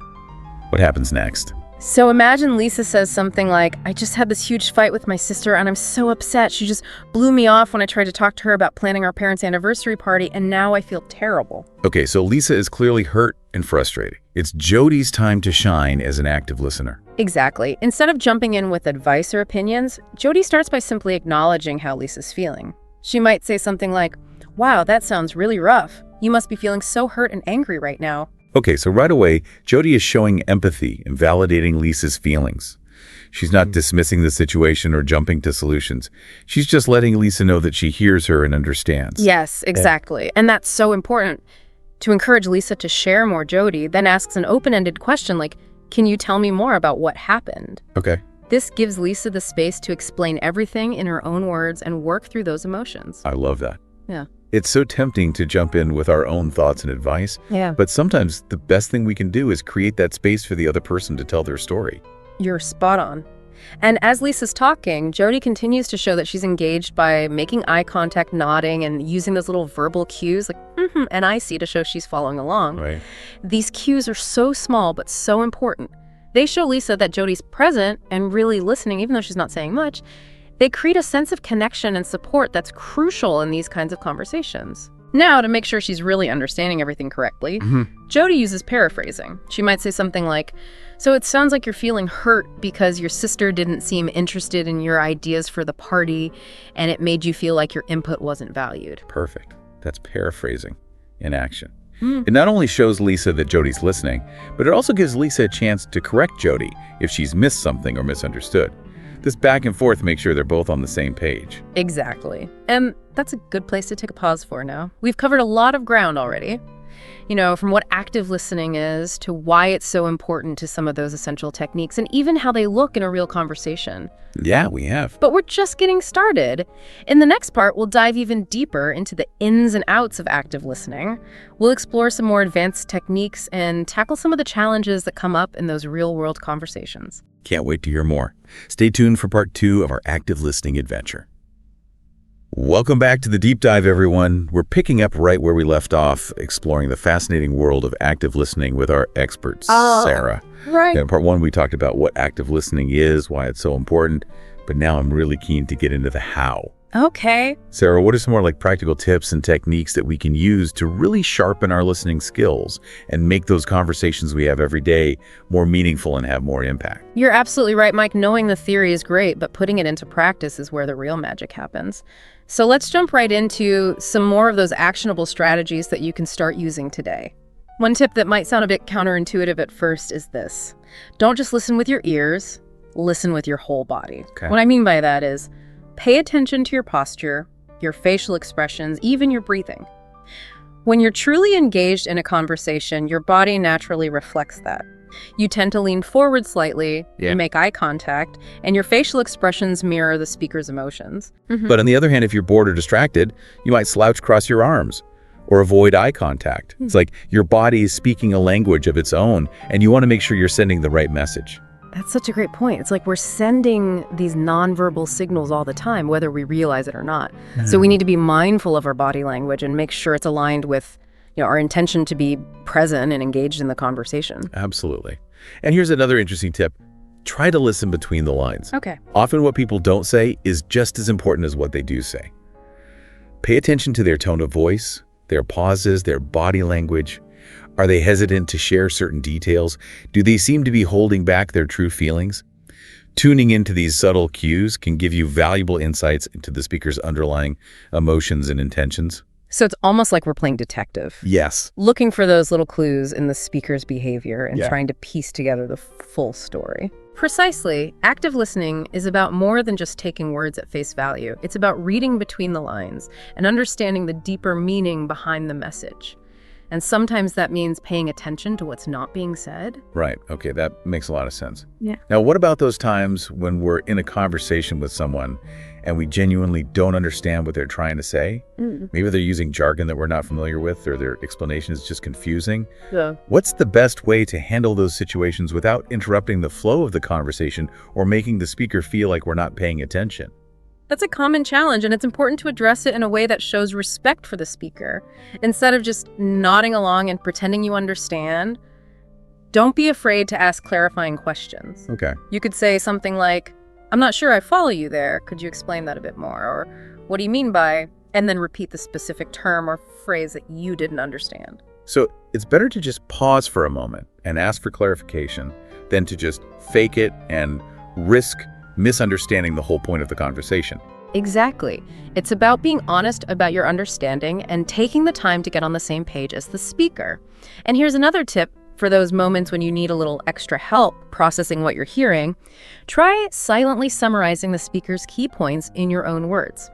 This helps solidify your understanding and can also help you formulate thoughtful questions or responses later on. Okay, so it's like we're creating mental bullet points as we listen, highlighting the most important takeaways from the conversation. Oh, no. It's about actively engaging with the information and making it your own. Yeah. Now, here's a tip that might seem small, but it can make a big difference in how you're perceived as a listener. Avoid finishing the speaker's sentences, even if you think you know where they're going. Oh. It can be tempting to jump in and try to speed things up, but it can also make the speaker feel like you're not really listening or that you're more interested in hearing yourself talk. Oh, I am so guilty of this. Sometimes I think I do it because I'm eager to show that I'm following along and that I understand what they're saying, but I can definitely see how it could backfire and make the speaker feel rushed or cut off. It's a common mistake, but it's definitely something to be mindful of. When you resist that urge to finish someone's sentence, you're giving them the space to express themselves fully and at their own pace, and that can make a world of difference in how heard and respected they feel. Okay, that's a great reminder. Now, I'm curious about something. We've talked a lot about the verbal aspects of active listening, but what about the nonverbal side of things? How can we use our body language to show that we're truly listening and engaged? Excellent question, Mike. Nonverbal communication is just as important as verbal communication, if not more so.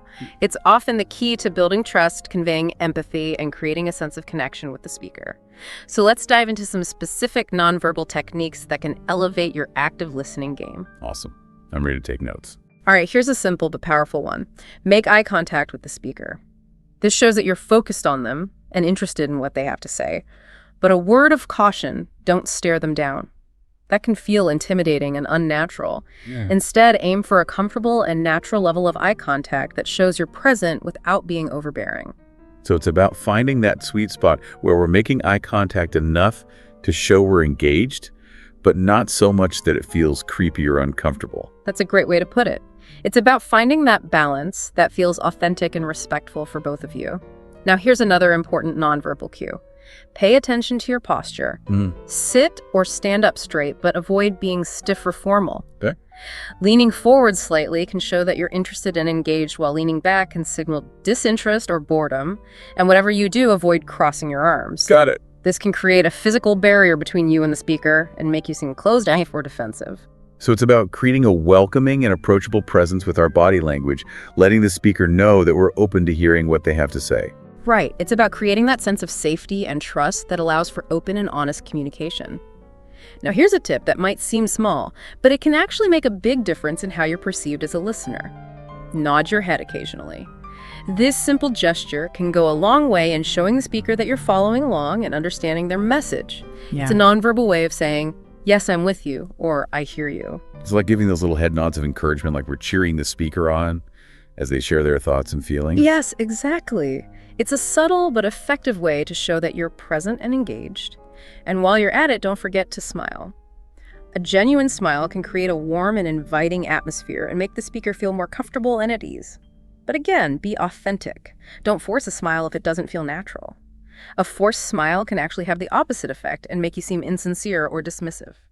So it's all about being mindful of our body language and making sure it's congruent with our intention to be present, respectful, and engaged in the conversation. Yes. It's about sending those nonverbal signals that create a sense of connection and trust with the speaker. You got it, Mike. It's about using our whole selves to listen, not just our ears. Now let's move on to a topic that's often misunderstood when it comes to active listening note-taking. Okay. Some people believe that taking notes is a sign of disrespect, or that it means you're not truly listening to the speaker. But that's not necessarily true. Yeah, I've heard that before too. The idea that if you're busy scribbling away in your notebook, you must not be fully present in the conversation. Right. But here's the thing. Taking notes can actually be a very effective way to enhance your active listening skills. If you're someone who struggles to remember details, taking notes can help you stay focused and retain information more effectively. So it's like creating a written record of the conversation that we can refer back to later, almost like a mental map of the key points and takeaways. Precisely. And it can be especially helpful in situations where you need to remember specific details, like in a meeting or a lecture. Now, of course, there's a right way and a wrong way to take notes while still being an active listener. Right. The key is to do it in a way that doesn't distract the speaker or make them feel like you're not fully present. Okay, so how do we strike that balance? Yeah. How do we take notes effectively without sacrificing our active listening presence? Here are a few tips. First, make sure you have the speaker's permission before you start taking notes. A simple, "Would it be all right if I jot down a few notes?" can go a long way in showing respect and consideration. Second, don't try to write down every single word the speaker says. Instead, focus on capturing the key points, main ideas, and any action items or follow-up tasks. And third, make sure your note-taking doesn't interfere with your ability to make eye contact, nod, and use other nonverbal cues to show that you're listening. If you find yourself getting too caught up in writing, pause for a moment, look up at the speaker, and make sure you're still connected. So it's about being strategic and selective with our note-taking, making sure it's enhancing our listening experience rather than detracting from it. Exactly. It's about finding that balance between capturing the essential information and maintaining that all-important human connection with the speaker. Well said, Sarah. I think these note-taking tips are incredibly helpful. But before we move on, I want to circle back to something we touched on earlier, the idea of listening between the lines. Can you give us some more specific examples of what kinds of nonverbal cues we should be paying attention to and what they might mean? Absolutely, Mike. It's like learning a secret code, decoding those subtle signals that people send through their body language and tone of voice. Let's break down some of the most common nonverbal cues and what they might reveal about the speaker's true feelings and intentions. Okay, ready to crack the code. Yeah. What should we be looking for? First up, we have eye contact. As we mentioned earlier, good eye contact is a sign of engagement and interest. But there's more to it than that. If someone is making strong, steady eye contact, it can also convey confidence, assertiveness, or even a desire to connect on a deeper level. So strong eye contact can be a good thing. But what about the opposite? What if someone is avoiding eye contact altogether? That's where things get a little more nuanced. Avoiding eye contact can signal a range of emotions, from shyness or nervousness to discomfort or even dishonesty. It's important to consider the context of the conversation and the speaker's overall demeanor to get a more accurate read on their true feelings. Okay, so we need to be detectives using all the clues at our disposal to decipher the meaning behind the speaker's nonverbal cues. Exactly. It's about being attuned to the subtleties of human behavior and understanding that there's not always a one-to-one correspondence between a specific cue and a specific emotion. Got it. So what other nonverbal cues should we be paying attention to? Let's talk about facial expressions. These are incredibly powerful indicators of emotion. A genuine smile can convey happiness, warmth, and approachability. A furrowed brow can signal confusion or concern, and a clenched jaw can betray anger or frustration. So it's about paying attention to those micro expressions, those fleeting facial movements that can reveal a lot about what someone is truly feeling, even if they're trying to mask it. You're exactly right. Our faces often betray our true emotions, even when we're trying to keep them hidden. And that's why it's so important to be attuned to those subtle facial cues. Okay, so eye contact and facial expressions, check. What else should we be noticing? Next up, we have tone of voice. This can be a powerful indicator of emotion and intention. A soft, gentle tone can convey empathy and understanding. A loud, forceful tone can signal dominance or aggression. And a wavering, uncertain tone can betray nervousness or lack of confidence. So it's not just what people say, it's how they say it. The tone of voice can add layers of meaning to their words. Precisely. It's like the soundtrack to a movie. It sets the mood and helps us interpret the action. Okay, I'm getting the hang of this nonverbal decoding. What other clues should we be on the lookout for? Let's talk about body language. This includes things like posture gestures and even the way someone is positioned in relation to you. For example, if someone is leaning in towards you, it generally signals interest and engagement. If they're leaning away or turning their body away from you, it could indicate disinterest, discomfort, or even a desire to end the conversation. So it's about noticing those subtle shifts in body position and how they reflect the speaker's level of comfort and engagement in the conversation. Exactly. And don't forget about gestures. These can be incredibly expressive and revealing. Open, expansive gestures can convey confidence, enthusiasm, or a desire to connect. Closed, restrictive gestures can signal defensiveness, anxiety, or even dishonesty. So it's like our bodies are speaking a language of their own, and we need to learn how to interpret those nonverbal signals. That's a great way to put it, Mike. It's about becoming fluent in the language of body language and understanding that it can often tell us more about a person's true feelings and intentions than their words alone. This has been incredibly eye-opening, Sarah. I'm starting to see everyday conversations in a whole new light. Like there's this whole hidden layer of meaning that I've been missing out on. It's like upgrading our communication software, going from a basic version to the premium all-inclusive package. I love that analogy, Mike. It's about expanding our awareness and becoming more attuned to the nuances of human interaction. Well, Sarah, I have to say this deep dive into active listening has been a real game changer for me. I feel like I have a whole new toolkit of strategies for becoming a better listener and communicator. Right. But before we wrap up part 2 of our episode, I want to touch on something that I think is incredibly important, especially in today's world. Okay, Mike, I'm intrigued. What's on your mind? We live in a time where it feels like everyone is constantly shouting their opinions and trying to get the last word. Yeah. It's all about being right, being heard, and winning the argument. Mm-hmm. In that kind of environment, active listening can feel almost radical. It can't. It's like swimming against the tide. Exactly. But I think it's more important now than ever. If we want to bridge the divides between us, build understanding, and have more productive conversations, we need to reclaim the art of active listening. You're absolutely right. Mike, active listening is an act of courage in a world that often prioritizes noise over understanding. It's about choosing to listen, even when it's hard, even when we disagree, even when we'd rather just talk. It's about creating that space for dialogue, for empathy, for genuine connection, even in the midst of all the chaos and noise. Exactly. It's about remembering that listening is not a passive activity. It's an act of creation. It's about building bridges, fostering understanding, and co-creating a more compassionate and connected world. Well said, Sarah. Yep. On that inspiring note, we'll wrap up part 2 of our deep dive into active listening. But don't go anywhere. In part 3, we'll explore the incredible benefits of active listening and how it can transform your relationships, your career, and even your own self-awareness. Welcome back to the deep dive, everyone. We're wrapping up our exploration of active listening with Sarah. Yeah. In the first 2 parts, we talked about what active listening is, why it's so important, and even got into some practical techniques for becoming better listeners. Right. But now I kind of want to shift gears a little and talk about the impact of active listening. Yeah. Like, what are the benefits we can expect to see when we really commit to this and become better listeners? That's a great point. Mike, active listening isn't just about making other people feel good. Although it does do that, it also has this ripple effect, creating positive changes in our relationships, our work, and even our own self-awareness. Okay. Let's start with relationships. What's at the heart of any strong, healthy relationship? It's trust, understanding, and that feeling of being truly heard and seen. And that's exactly what active listening does. When you practice active listening, you're basically sending this powerful message to the other person. You matter. Your thoughts and feelings are important to me. I'm here to listen without judging and to understand your perspective. Yeah, it's like giving someone the gift of your undivided attention, which is so rare these days. Yeah, it really is. It's about making the other person feel like they're the only person in the room, like their voice truly matters. And that creates this feeling of safety, connection, and intimacy that's essential for any strong relationship. Right. Whether it's with a partner, a family member, a friend, or even a colleague.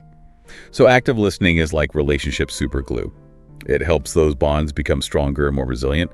But I'm also curious about the impact of active listening on our professional lives. I know we touched on this a bit earlier, but can you talk more about how being a good listener can actually help us in our careers? Of course. Active listening helps us build rapport, gather information effectively, and understand different perspectives. These are all such essential skills for effective leadership collaboration and problem solving. All things that are super valuable in any workplace. Yeah. Think about it. When you're truly listening to your colleagues, your clients, your boss, you're picking up on valuable insights that you might have missed otherwise. You're building trust and understanding, and you're showing them that you value their input. And that can make a big difference in how you're seen as a colleague, a team member, a leader. So it's not just some fluffy, soft skill. It's like a secret weapon for success at work. Exactly. And the best part, active listening is a skill that can be learned and developed just like anything else. It takes practice and intention, but the rewards are huge. Totally. I'm sold on this. Okay. But, we've talked about how active listening benefits our relationships with other people. But what about our relationship with ourselves? Oh, that's interesting. Does active listening have an impact on our own self-awareness and personal growth? That's a great question, Mike, and it's something that often gets overlooked. Active listening can be a really powerful tool for self-discovery and personal growth. Think about it when we truly listen to others. We're exposed to different perspectives, different ways of thinking and feeling. We start to see the world through their eyes, and that can broaden our own understanding of ourselves and our place in the world. It's like holding up a mirror to our own beliefs and assumptions and seeing them reflected back at us through the eyes of other people. Exactly. We might realize that our perspective isn't the only valid one, that there are other ways of seeing things. And that can be incredibly liberating and eye-opening. I can see that. By listening to others, we're not just learning about them, but we're also learning about ourselves. Yes. And here's another way active listening helps with self-awareness. When we truly listen to others, we're also tuning into our own internal reactions. We're noticing how their words make us feel, what thoughts and emotions they trigger in us. And that helps us become more aware of our own emotional landscape, noticing those subtle shifts in our mood and how we're responding to the world around us. It sounds like active listening isn't just about listening to other people, it's also about listening to ourselves. Cultivating that inner awareness that allows us to grow and evolve and become the best versions of ourselves. That's a beautiful way to put it. Mike, active listening is a journey of self-discovery, both in terms of understanding the world around us and understanding our own inner world.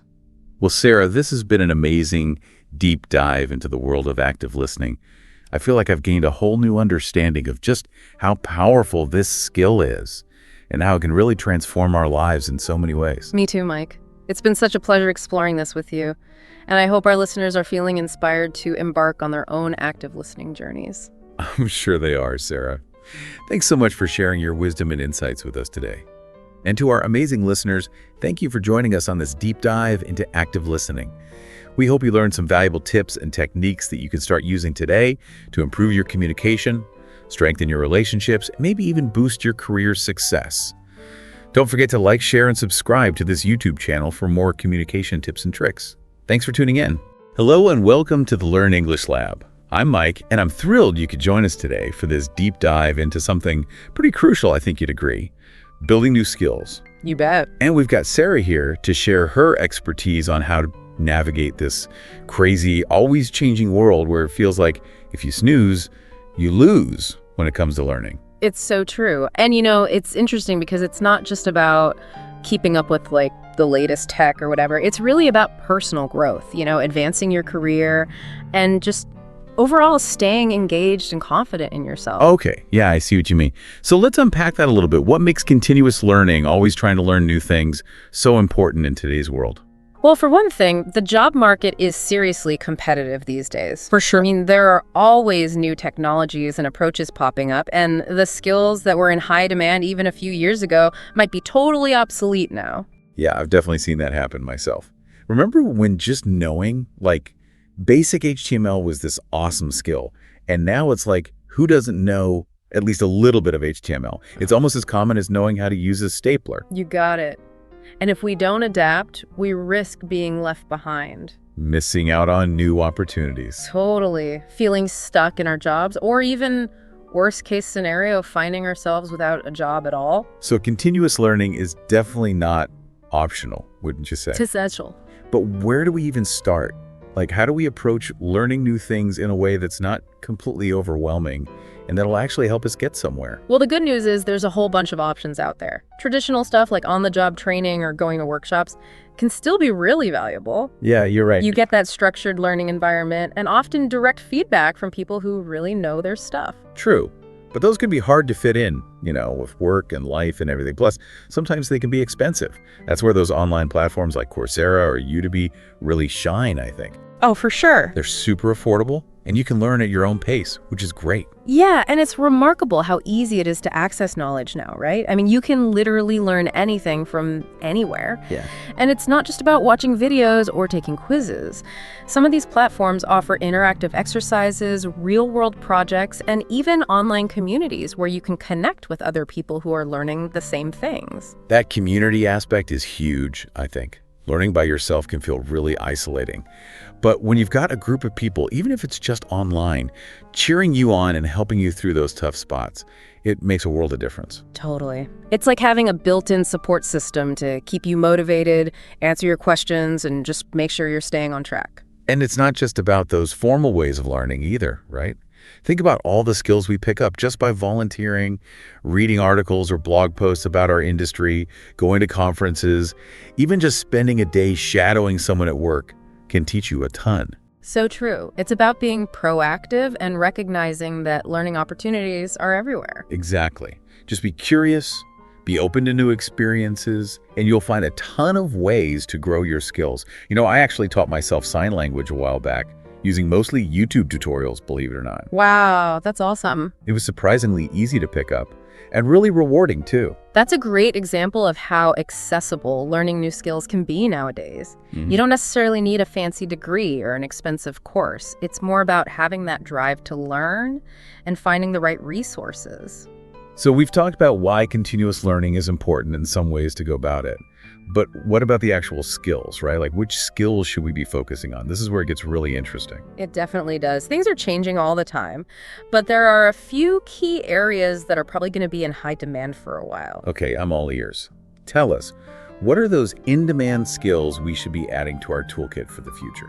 Well, first off, digital literacy is absolutely essential these days. I think I've heard that somewhere before. Things like AI, programming, and data analysis are becoming increasingly important in pretty much every industry now, from healthcare and finance to education and even the arts. So even if you're not planning on becoming like a software engineer, having at least a basic understanding of those digital tools is crucial. Totally. It's becoming the new baseline for navigating the professional world.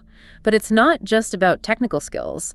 Being able to solve complex problems is another super valuable skill that employers are looking for. So being able to think critically, break down complex situations, and come up with innovative solutions. Sounds like adaptability is key here. You got it.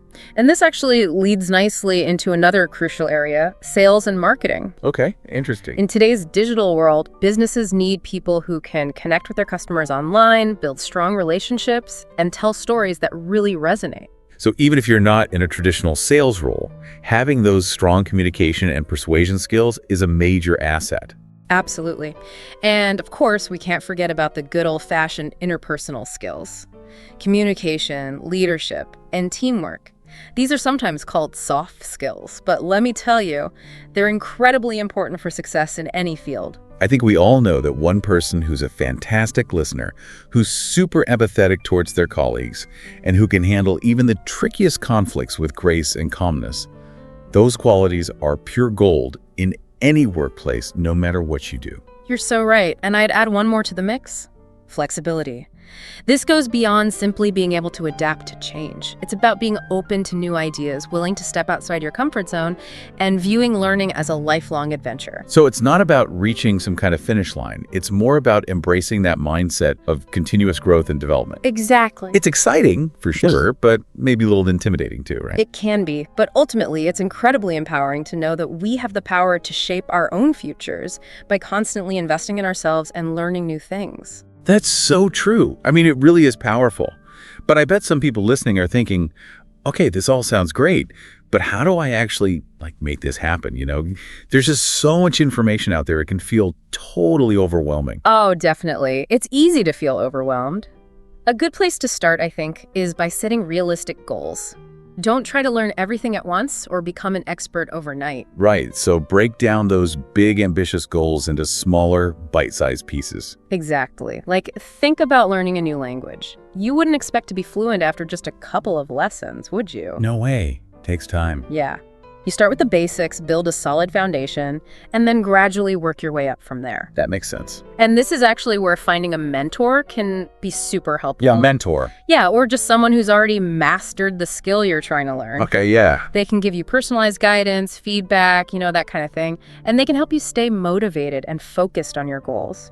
Having that kind of guide, someone who's already walked that path, would be amazing. But what if you don't have access to a mentor? Are there other options? Oh, for sure. There are tons of resources available nowadays, like online forums and communities can be really great. Oh yeah, I've heard of those. You can connect with other people who are learning the same things you are, ask questions, share resources, get support. It's like crowdsourcing your learning journey. Yeah. I love that idea. Okay, so we've set our goals, we've found some guidance, and now we're ready to get started. What's the most important thing we need to do to be successful? Practice. I know it sounds obvious, but it's honestly where so many people struggle. Really? Yeah, you can't just passively absorb information, like watching videos or reading articles, and expect to master a skill. You have to actually roll up your sleeves and put what you're learning into practice. It's like exercising a muscle, Yeah. right? The more you use it, the stronger it gets. That's a great analogy. And just like with exercise, consistency is key when it comes to building new skills. Even if you can only dedicate a small amount of time each day, it'll make a huge difference in the long run. So it's about finding ways to incorporate practice into our daily routines in a way that feels sustainable. Exactly. Maybe you listen to a podcast on your commute, or read a professional development book for a few minutes before bed, or spend an hour working on a coding project. Just find what works for you and make it a habit. Those little consistent actions really do add up. You bet. And I think it's important to remember that building new skills is not about reaching some kind of finish line. It's an ongoing process. The world is always changing, and our learning should be too. So it's about embracing that growth mindset of always learning, always being curious, always challenging ourselves to learn new things. Precisely. There's a real beauty in that constant evolution. It keeps things interesting and keeps us engaged with the world around us, and that to me is super exciting. I completely agree. And it makes all the effort totally worth it. Yeah. I love that. That Yeah. sense of like always discovering something new and growing as a person. It's awesome. Yeah. But one thing that I hear a lot from people is, I just don't have the time to learn new stuff. Life is so busy, and it's easy to put learning on the back burner. Oh, yeah, for sure. Time is definitely something we all struggle with, but I think the key is to remember that even small chunks of time can make a difference. Like, you don't need to block off hours and hours every day to learn. Not at all. It's more about shifting our perspective and finding those little opportunities throughout the day where we can sneak in a little bit of learning. So instead of trying to find big blocks of time, it's more about being intentional with the little bits of time we have here and there. Exactly. Maybe it's listening to an educational podcast while you're commuting, or reading a few pages of a book about something you want to learn before you go to bed. Or even like spending 15 minutes on Duolingo or something. Exactly. It all adds up. Little by little. A little becomes a lot. Right. You got it. And another thing I think is super helpful is to try to connect the things you're learning to your passions and interests. Oh, that's a good idea. Like if you're learning something new for work, but you're not super excited about it, maybe try to find a way to tie it into a hobby or something you already enjoy. It'll make it way more fun and engaging. I like that. So for instance, if you're learning about data analysis for your job, but you're also like a huge foodie, you could try applying those data analysis skills to, say, analyzing recipes or something like that. That's such a great example. It's about finding those connections that make learning feel less like a chore and more like a natural part of who you are. I love it. Well, Sarah, this has been such a great conversation. We've covered so much ground today. I feel like I've learned a ton, and I hope our listeners have too. Any final thoughts you want to leave us with? Just to embrace the journey of lifelong learning. It's full of possibilities for growth, discovery, and ultimately a more fulfilling life. That's a fantastic takeaway. Thanks again for joining me today, Sarah. It's always a pleasure chatting with you. Thanks for having me. And to everyone listening, thanks for joining us on this deep dive into building new skills. We hope you found it helpful and inspiring. Remember, no matter where you are in your learning journey, there's always something new to discover and a new skill to master. If you enjoyed this episode, please don't forget to like, share, and subscribe to this YouTube channel for more insightful discussions and deep dives into all sorts of fascinating topics. Thanks for listening. Welcome back to the Learn English Lab. I'm Mike, and I'm super excited to be chatting with Sarah today. Well, thanks for having me. Sarah, you're a real expert when it comes to communication. I try my best. So today we're going to dive into a topic that I think, honestly, kind of freaks a lot of us out. Oh, I know exactly what you mean. Starting conversations with strangers, like how do you even... Right. It can be scary, but I think for a lot of people, it's that fear of the unknown. Totally. Like, what if they think I'm weird or something? But here's the thing. It really is a skill you can learn. And the more you practice it, the easier it gets, I promise. Okay, that makes me feel a little better already. But where do we even begin? I'd say the most important thing is confidence. Confidence, huh? Even if you don't exactly feel it. Even if you have to fake it a little bit at first, because seriously, when you act confidently, your brain starts to catch up. Wait, really? Yeah. It's kind of like you're tricking your mind into believing it. So it's like that whole fake it till you make it thing. Exactly. And I've seen it work wonders, I'm telling you. I like that. I guess it's kind of like the saying action cures fear, right? Oh, 100%. The longer you hesitate, the more time you have to overthink things. And overthinking never leads to anything good. Oh, definitely not. Especially when it comes to social situations. Right. Like you said, it's that fear of what other people are thinking. Which, let's be honest, is often way more in our heads than reality. So true. We build up these scenarios in our minds that probably never even happen. People are usually way too focused on themselves to be judging us as harshly as we think. Okay, that's good to remember. So confidence is key. But what's like a practical first step to actually get a conversation going? A friendly greeting goes a long way. Seriously. Like what? Just, hi. Well, yeah. But with a genuine smile, you know. Make eye contact, introduce yourself quickly, maybe even offer a handshake. Keep it simple. Exactly. Yeah. Like, hey, I'm friendly and approachable. I like that. Straightforward and to the point. Okay, but how do you keep a conversation going once you've broken the ice? Any tips to avoid those awkward silences? Having a few questions ready can be a lifesaver, trust me. So like do your homework. Sort of. Just think of a couple of things you could ask beforehand. That way you're not, like, scrambling for something to say in the moment. Makes sense. Yeah. Do you have any examples of questions that usually work well? Oh, tons. I mean, even something as simple as asking for directions or recommendations can be a great way to start chatting. Like, hey, do you know a good coffee shop around here? Exactly. Or like, is this your first time at this event? Just something to get the ball rolling. Simple but effective. I like it. What's really key is to ask open-ended questions. Open-ended. Yeah. Instead of questions that just get a yes or no answer, try to ask things that encourage the other person to actually talk a bit more. So instead of, is it cold out today? I could say, what do you think of this crazy weather we've been having? There you go. You're giving them a chance to share their thoughts. And people love to share their thoughts, don't they? Oh, absolutely. And, there's a reason for that. I'm all ears. It's not just about ego, like people just wanting to talk about themselves. It's actually deeper than that. When we share our experiences, it helps us feel seen and heard. Whoa. So it's like a fundamental human need. Exactly. It validates our existence and helps us connect with others. I never thought of it that way. So it's not just about getting them talking. It's actually like fulfilling a basic human need for connection. You got it. And that's why, even more than asking the right questions, it's so important to be a good listener. Oh, for sure. Like actually paying attention to what the other person is saying. Yep. Make eye contact, nod along, ask follow-up questions, show them you're genuinely interested. So you're creating a space where they feel comfortable sharing. Exactly. You're building that bridge of understanding between you two. That's beautiful. So we've got the open-ended questions. We're being good listeners. What else can we do to keep a conversation flowing smoothly? One thing that can really help is looking for common ground.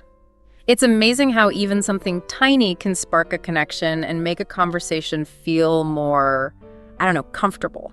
Like what? Give me an example. It could be anything. The weather, the music playing in the background, even just a shared observation about the event you're both at. Oh, I see. Like, hey, we're both experiencing this together. Exactly. It's an instant bond. So it doesn't have to be some deep philosophical thing. Nope. Sometimes the simplest things are the best conversation starters. And another thing, don't be afraid of a little silence.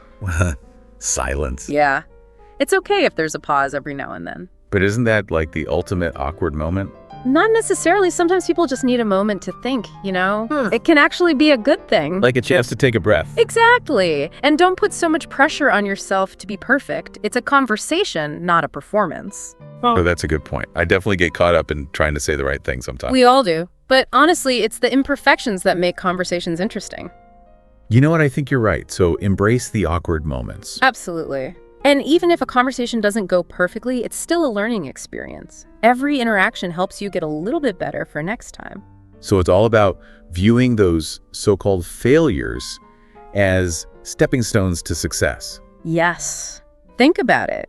Every athlete, musician, artist, they all had to practice for hours and hours, making tons of mistakes along the way before they got really good. Wow, that's a great analogy.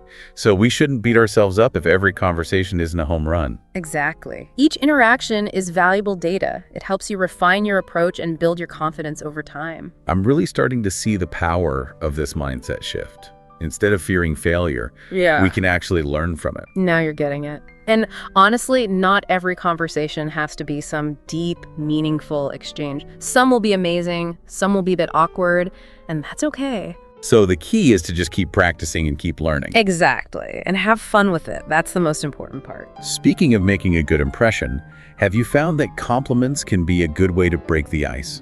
Oh, they can be fantastic. But the key is to be genuine. What do you mean?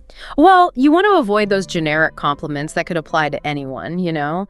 Instead of just saying, nice shoes, try something more specific like, those shoes are so unique. I love that color. So it shows you're actually paying attention. Exactly. You're acknowledging something that you genuinely appreciate about them. That makes sense. And what's a good way to keep the conversation going after a compliment? You could ask a follow-up question, like, where did you get those shoes? I've been looking for something similar. I see. It keeps things flowing naturally. And it shows that you're truly interested in what they have to say. And you know what else can really help make a conversation more enjoyable? What's that? Humor. A little bit of laughter can go a long way. Oh, absolutely.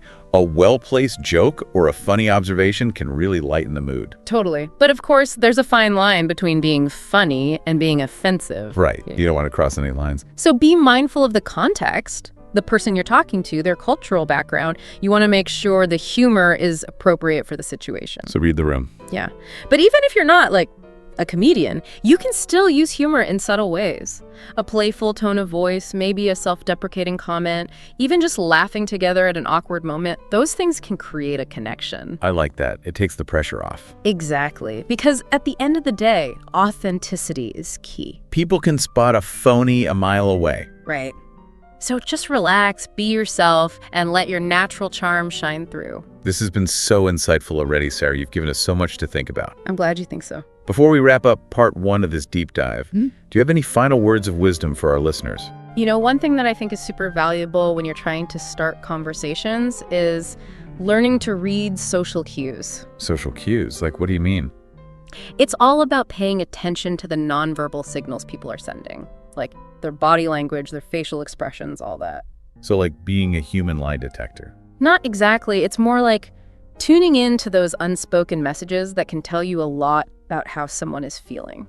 Okay, I think I get it. So like, if someone's got their arms crossed and they're not making eye contact, that probably means they don't want to chat, right? Exactly. That could be a sign that they're feeling a bit closed off or maybe just not in the mood to socialize. It makes sense. Yeah. So what are some other things we should be looking for? Well, on the flip side, if someone's smiling, making eye contact, maybe even leaning in towards you when you're talking, those are good signs that they're open to a conversation. So it's all about reading those little hints. Yep. And it's amazing how much you can learn about someone just by paying attention to their nonverbal communication. I never really thought about it like that.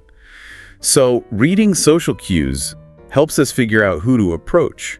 Right. And also how to approach them. Oh, interesting. So like adjusting your style based on how they're acting. Exactly. Some people are more outgoing, some are more reserved. You want to kind of match their energy, you know? Yeah, that makes sense.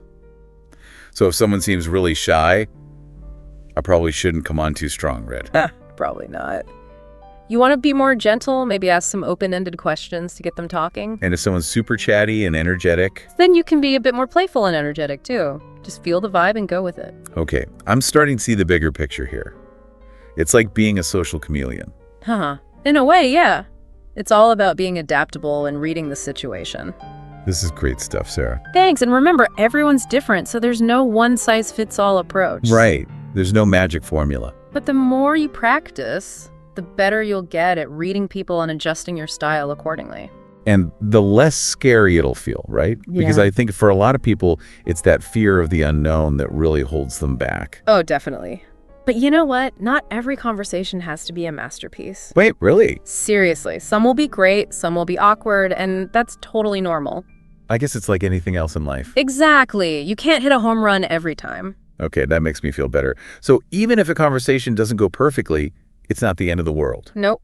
It's just a learning experience. So We shouldn't be afraid to make mistakes. Not at all.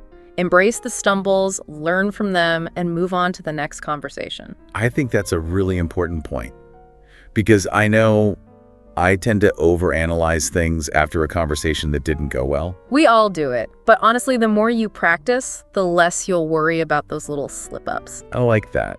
So it's all about progress, not perfection. Yes. And remember, even if you only have one amazing conversation out of 10 attempts, that one connection could be life-changing. Whoa, that's a powerful thought. So don't give up after a few awkward encounters. Exactly. Keep practicing, keep learning, and who knows who you might meet along the way. Speaking of awkward encounters, I think one thing that holds a lot of people back is the fear of rejection. Oh, yeah, that's a big one. Like, what if someone just totally blows me off? Well, first of all, remember, it's not always personal. Wait, what? How can it not be personal if someone doesn't want to talk to me? Well, maybe they're having a bad day, or they're super busy, or they're just not in a social mood. So it doesn't necessarily mean I did anything wrong? Nope. It could be a million different things that have nothing to do with you. Okay. I guess that makes sense. But it's still kind of hard not to take it personally, you know? No, I totally get it. But the key is to just shrug it off and move on. Don't dwell on it. Exactly. Focus on the next opportunity to connect. Easier said than done, but I'll try. And remember, the more you put yourself out there, the less power that fear of rejection will have over you. So it's like facing your fears. Kind of. It's like building up an immunity to it. I like that analogy. Yeah. Because it does feel kind of scary sometimes. It's normal to feel that way. But trust me, the more you do it, the easier it gets. I'm definitely seeing a pattern here. Practice, practice, practice. You got it. And even if things don't always go perfectly, it's all part of the learning process. You've been so helpful, Sarah. I feel like I'm starting to get a handle on all this. I'm happy to hear that. And one thing I always tell people is that conversation is a journey, not a destination. Oh, that's deep. What do you mean by that? I mean, it's something you keep learning and refining throughout your whole life. So there's always room for improvement. Absolutely. And the more you practice, the more comfortable and confident you'll become. So what are some practical ways we can, incorporate all this stuff into our daily lives? Well, challenge yourself to strike up a conversation with at least one stranger every day. Every day. Yeah, it could be anyone. The barista at your coffee shop, someone in line at the grocery store, whoever. So just be more open to those random interactions. Exactly. The more you do it, the more natural it will feel. This is really eye-opening. I'm starting to see the world as, one giant conversation playground. I love that because that's what it is, There are so many opportunities to connect with interesting people if we just open ourselves up to it. I never thought of it that way before. It's actually kind of exciting. It is, and you never know what amazing things might happen when you step outside your comfort zone and strike up a conversation with someone new. Well said, Sarah. This has been an incredible conversation. Thanks, Mike. I've really enjoyed it. I know our listeners are eager to hear more, so we'll be right back with the final part of our deep dive into starting conversations with strangers after a quick break. And we're back, still diving deep into the art of chatting with strangers. Always happy to talk about connection. So Sarah, in these last few minutes, let's get really practical, okay? Sounds good to me. Imagine you're at a networking event, surrounded by people you don't know. How do you actually use all this advice we've been talking about to strike up conversations? Well, first off, remember those basics we covered earlier. Confidence, smiling, making eye contact. All those things really do make a difference. They set the stage. Exactly. Then look for those little opportunities to approach people. Maybe there's a group that seems open and welcoming. Or maybe you spot someone standing alone looking a little lost. Sometimes I think we assume people standing alone want to be left alone. You're right about that. Sometimes they're the ones who need a friendly face the most. Makes sense. You could even just say something like, "Hey, these events can be a little overwhelming. Mind if I join you?" That's a good one. Simple and disarming. And once you've broken the ice, remember all those great conversation starters we talked about? Ask them about their work, their interests, even just their thoughts on the event itself. And don't forget those genuine compliments. Oh yes, compliments are a fantastic way to show you're paying attention. I really enjoyed your presentation earlier. Something like that. Perfect. Just remember to be specific. Avoid those generic phrases that could apply to anyone. Okay, got it. So we've talked about networking events, but what about more casual, everyday situations, like at a coffee shop or in line at the grocery store? Same principles apply, Yeah. Look for those little openings, those shared moments that can spark a conversation. Like if you see someone reading a book you love. Exactly. Or maybe they're wearing a shirt from your favorite band. Use those things as springboards. I think a lot of us overthink it, We worry about bothering people or interrupting them.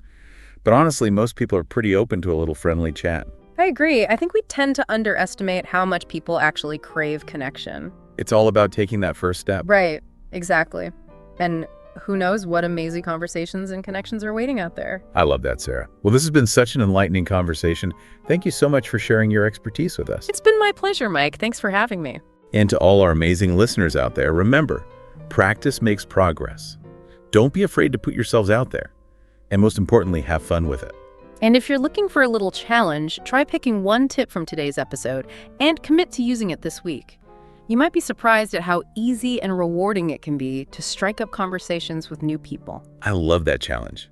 So to wrap things up, don't forget to like this video if you enjoyed it and subscribe to our channel for more deep dives into all sorts of fascinating topics.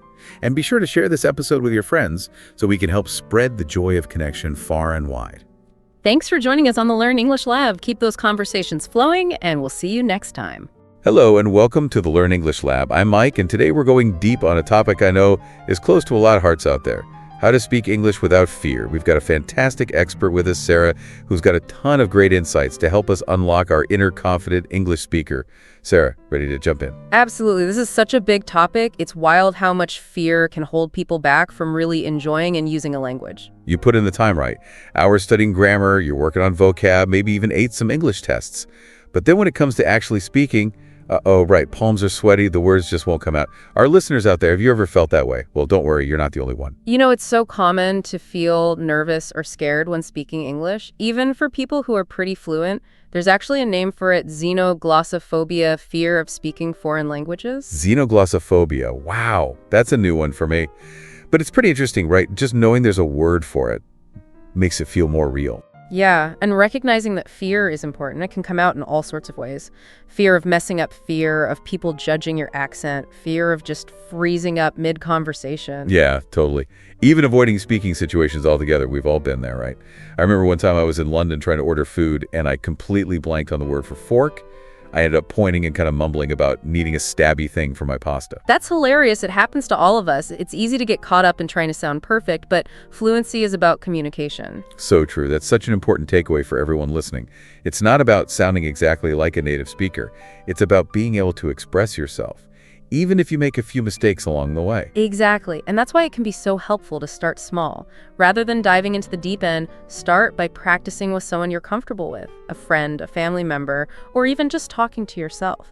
Wait, hold on. You're saying we should be talking to ourselves in English? That's not a little weird. Not at all. It's actually a super effective way to build up fluency and confidence. You can narrate your day, practice different phrases, maybe even have full conversations with yourself. The important thing is to create a safe space to make mistakes and experiment. I guess that makes sense. It's true, we can be our own worst critics sometimes. And there are so many great resources online now, language exchange platforms, online communities, even apps just for speaking practice. And the great thing about those online spaces is everyone is learning. It takes the pressure off. You can relax, make mistakes, get feedback. It's like a judgment-free zone for English learners, which kind of brings us to the next big hurdle: fear of making mistakes. Absolutely. It trips a lot of people up. But here's the thing. Mistakes are totally normal, and actually, they're crucial for learning. Every time you stumble or make a grammar mistake, think of it as a chance to figure out where you can improve. So we should be thanking our lucky stars for those oops moments. Put it this way. Every mistake is one step closer to fluency. The more willing you are to put yourself out there and make mistakes, the faster you learn and grow. That's actually really encouraging. Instead of fearing mistakes, we should see them as feedback. And as you practice and get more comfortable with the language, you'll notice a shift. You start to focus less on what you can't do and more on how far you've come. Like anything, the more you practice, the better you get. And with consistent practice, speaking English will feel more natural. Exactly. And as you see those improvements, it creates this positive feedback loop. You get more confident, you're more willing to speak, and that leads to even more progress. Like a self-perpetuating cycle of improvement. Precisely. Now, one practical tip I always recommend is to slow down your pace. Seriously. I always thought speaking fast was a sign of fluency. That's a common misconception. Speaking too fast can actually make it harder for people to understand, especially when you're still working on pronunciation. I've definitely done that, trying to squeeze too many words in, and it just ends up sounding like a jumbled mess. By consciously slowing down, you give yourself more time to think, to choose your words, to pronounce them clearly. It makes you sound more in control, too. Communication is a two-way street. If you need something repeated, don't be afraid to ask. Could you please repeat that? Or can you explain what you mean? Those are definitely phrases you can practice ahead of time. Another helpful tip for slowing down and speaking clearly is to pay attention to your breathing. Breathing, how does that tie into speaking? Well, when we're nervous, our breathing gets shallow, which can make our voices shaky. Oh yeah, I get that feeling. Taking deep breaths helps calm your nerves. It helps you project your voice better. So it's not just the words we use, it's how we use them. Breathing, pacing, pausing. And all of those things are connected. When you feel in control of your breathing and your pace, it makes your speech more fluent and engaging. It's like building a foundation. As you keep practicing and refining these skills, speaking English will become less about fear and more about having fun. I mean, that's the goal, right? To be able to connect with others, express ourselves, experience the world. Exactly. It's about unlocking that joy of communication, realizing that speaking English can be incredibly rewarding. And that brings us to another piece of this puzzle: mindset. Okay, mindset. So how do we shift our thinking and become more confident speakers? It all starts with being aware of that inner voice. You know, the one, what's it saying to you when you're about to speak English? Oh man, mine's usually a chorus of negativity, like you're gonna mess up or they're all judging you. Just stay quiet and don't embarrass yourself. Not exactly a motivational speech. I hear you. It's normal to have those negative thoughts, but the key is to challenge them. When you feel yourself getting caught up in those doubts, stop and ask yourself, is this thought really helping? Is it true or just fear talking? So it's about becoming our own cheerleaders. Instead of putting ourselves down, we need to pump ourselves up. You got this, your English is amazing. That's the spirit. It might feel silly at first, but the more you practice positive self-talk, the more you'll start to believe it. And the more you believe in yourself, the less power those negative thoughts have. Right. As you start to see yourself as a capable English speaker, your communication will naturally become more confident and fluent. Like a self-fulfilling prophecy. If you believe you can do it, you're more likely to succeed. And the opposite is also true. If you keep telling yourself you're going to fail, you're setting yourself up for a bad experience. So positive self-talk is key, but are there other mental tricks we can use to boost our confidence? Visualization can be powerful. Try this before you have to speak English. Close your eyes and imagine yourself speaking confidently and fluently. Picture yourself navigating the conversation using the right words, feeling totally comfortable. Like creating a mental movie of success. Exactly. The more to practice this visualization, the more your brain starts to believe it's possible. It's like a mental rehearsal. There's a theme here. Preparation is key. Practicing phrases, slowing down our speech, visualizing success. It all comes back to setting ourselves up to win. I like that. And don't forget to celebrate those wins no matter how small. Every time you push past your comfort zone and speak English, that's an accomplishment. So every time we order a coffee in English, we should be giving ourselves a high five. Maybe not a full-blown celebration, but definitely acknowledge those moments and appreciate your efforts. It reinforces the positive learning cycle. Speaking of motivation, let's talk about one of the most important things: practice, practice, practice. It's great to learn these mindset tips, but if we don't actually use the language, we won't see results. Absolutely. Consistent practice is essential for building fluency and confidence. The good news is there are tons of ways to incorporate speaking into your everyday life. So even if we don't live in an English-speaking country or have regular conversations with native speakers, we can still practice. Definitely one of my top recommendations is to find a language partner online. There are websites and apps specifically for connecting with people who want to learn your native language while you practice English. Like a language exchange, you both benefit, you both get to practice, and who knows, you might even make a new friend. Exactly. It's a win-win. You're learning, supporting each other, and getting that valuable speaking practice. That's a great idea. What about those of us who are a little shy or intimidated to jump into a language exchange right away? Any ways to practice solo? Of course, something as simple as narrating your day in English can be super helpful. As you're going about your routine, just talk to yourself about what you're doing, what you're seeing, what you're feeling. Wait, so walk around the house talking to myself in English? My family might think I've lost it. Well, maybe keep your voice down if you're worried about being overheard. But seriously, it's a fantastic way to get comfortable with the sounds of English and practice vocabulary and grammar in a natural way. I like that. It's like turning everyday life into an English-speaking opportunity. And the more you do it, the less weird it feels. Like anything else, the key is consistency, right? It's not about cramming in hours of practice. It's about making it a habit. Absolutely. Even just 15 minutes a day can make a huge difference over time. The key is to create that habit and stick to it. And remember, practice doesn't have to be boring. There are so many fun and engaging ways to improve your speaking.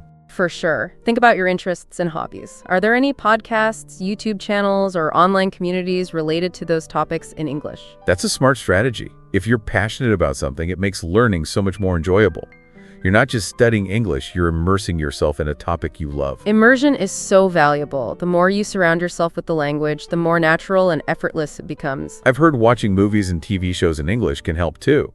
But I have to admit, I usually use subtitles. Is that cheating? Not at all. Subtitles can be a great learning tool, especially when you're just starting out. They help you follow along and pick up new vocabulary. Okay, good. I was starting to feel a little guilty about my subtitle habit. But as long as I'm actually listening and trying to understand what's being said, it's still beneficial. Exactly. As you get better, you can challenge yourself by watching for short periods without subtitles, or maybe just using them for the trickier parts. So we've covered a lot today. Acknowledging our fears, building a positive mindset, focusing on fluency over perfection, embracing mistakes, slowing down breathing, effectively practicing consistently. That's a lot to take in. It is a lot, but it's a journey, not a race. Don't try to do everything at once. Just pick one or two things that speak to you and start there. And you don't have to do it alone. There are so many resources and communities out there to help you on your journey to speaking English fluently and confidently. So important. Learning a language has its ups and downs. Some days it feels like you're making amazing progress. Other days you might feel stuck. It's totally normal. It's like anything worthwhile. It takes effort and dedication, but the payoff is huge. Absolutely. And remember to celebrate every step forward, no matter how small. Every interaction, every conversation is a valuable learning experience. I love that. Even if we make mistakes or stumble over our words, we're still learning and growing. Exactly. And as you keep practicing and pushing yourself, you'll notice a shift. Speaking English will become less about consciously thinking about the rules and more about naturally expressing yourself. Less about the mechanics and more about the joy of connecting and sharing. Exactly. That's one of the most beautiful things about learning a language. It opens up a whole new world of possibilities. You can connect with people from different cultures, explore new places, even advance your career. So to all our listeners out there, what does this all mean for you? It means that the power to overcome your fear of speaking English is right there in your hands. It's about taking those first steps, however small they might seem. It's about believing in yourself and celebrating every win along the way. It's about changing your mindset from fear and self-doubt to curiosity and confidence. It's about seeing English not as a barrier, but as a bridge to amazing opportunities. And as you start this journey, remember you're not alone. There's a whole community of English learners all over the world. They're facing similar challenges and working towards the same goals. Connect with each other, support each other, celebrate each other's successes. Because together we can overcome those fears, find our voices, and embrace the incredible gift of communication. One last thought for you to chew on. Imagine being able to express yourself effortlessly in English, connect with people from all walks of life, and pursue opportunities you never thought possible. What can you do today to start making that vision a reality? And don't forget to like, share, and subscribe to this YouTube channel for more deep dives into the world of English learning. Hello and welcome to the Learn English Lab. I'm Mike, and I'm so glad you could join us for this deep dive into something really important for success. Well, in any field, but especially if you're a student. Time management. And to help us make sense of it all, we have Sarah, an expert in making every minute count. Hi, everyone. It's always so exciting to see how we can make the most of our time. I don't know about you, but my school years always felt like I was racing against the clock. Classes, homework, trying to have some kind of social life. Right. It felt like there was never enough time to get everything done. Yeah. I bet some of you listening feel the same way. I think a lot of students can relate to that. So why is time management so important for students? Well, good time management. It's kind of like a superpower that can help you reach your goals faster. And it's not just about cramming more into your schedule. It's about making choices about what to focus on and when. So it's about working smarter, not harder. Exactly. When you manage your time well, you actually free up more time for the things you enjoy, hobbies, friends, even just taking a break. It's about creating a more balanced and less stressful experience as a student. Yeah, I think we all want that. Right. Less stress. Yeah. So what are some of the best ways students can take control of their schedules and find time for everything? Okay. Well, one of the most basic but important strategies is planning and scheduling. It might sound simple, but it can really make a difference. Okay. Imagine this. You have a color-coded schedule that shows all your commitments, classes, study time, even when you're going to the gym or hanging out with friends. Okay. And then you use your agenda to keep track of daily tasks and deadlines. It's like having a roadmap for your time. I like that. A roadmap for your time. Yeah. So it's like taking the guesswork out of your day. Exactly. And within that roadmap, you can use something called time blocking. Time block? Yeah. It's where you basically divide your day into blocks of time and you assign specific tasks to each block. So for example, Monday morning from 9 to 11, you're researching for that history paper. Tuesday afternoon is for working on those presentation slides. So it's like planning your day in advance to help you stay focused. Exactly. Have you ever tried time blocking? Oh yeah, definitely. Did it work for you? It really helped me, especially during exam season when I felt overwhelmed. Time blocking made those long study sessions seem less scary because I broke them down into smaller chunks. That makes sense. Yeah. So we've got our schedule. We're time blocking. What's next? Well, let's be honest. One of the biggest challenges these days is all the digital distractions, social media notifications that urge to just check your phone one more time. Oh yeah, I think we've all been there. Tell me about it. It's a constant battle for our attention. So how can students fight those digital distractions? What are some practical things they can do? One important thing is to create a dedicated study space. Find a spot that tells your brain, okay, it's time to focus. So like a quiet corner of the library, a desk in your room, even a cozy spot in a coffee shop. Exactly. The key is to make it distraction-free. So no phone, no TV, no unnecessary tabs open on your laptop. It's like building a fortress against distractions. You got it. But what about those times when you can't physically escape the noise? Like in a noisy dorm or on a crowded bus? Oh, in those situations, noise-canceling headphones can be a lifesaver. They create a bubble of focus, even in the most chaotic environments. Some people also find that listening to calming music or white noise can help drown out those distractions. I love white noise. It's like a blanket for my brain. Yeah. Okay, so we've carved out a study space. We're armed with noise-canceling headphones. What else can students do to minimize distractions? Sometimes the best thing to do is a digital detox, especially during those dedicated study blocks. Digital detox. Yeah. Turn off your phone completely or use one of those website blocking apps to temporarily block those time-wasting websites and apps. It might seem extreme, but it can be really freeing. It's like hitting the pause button on the digital world so you can get some actual work done. Exactly. But of course, we can't live in a digital-free bubble all the time. So what about those times when you need to be connected, but you still want to stay focused? Right. That's a good point.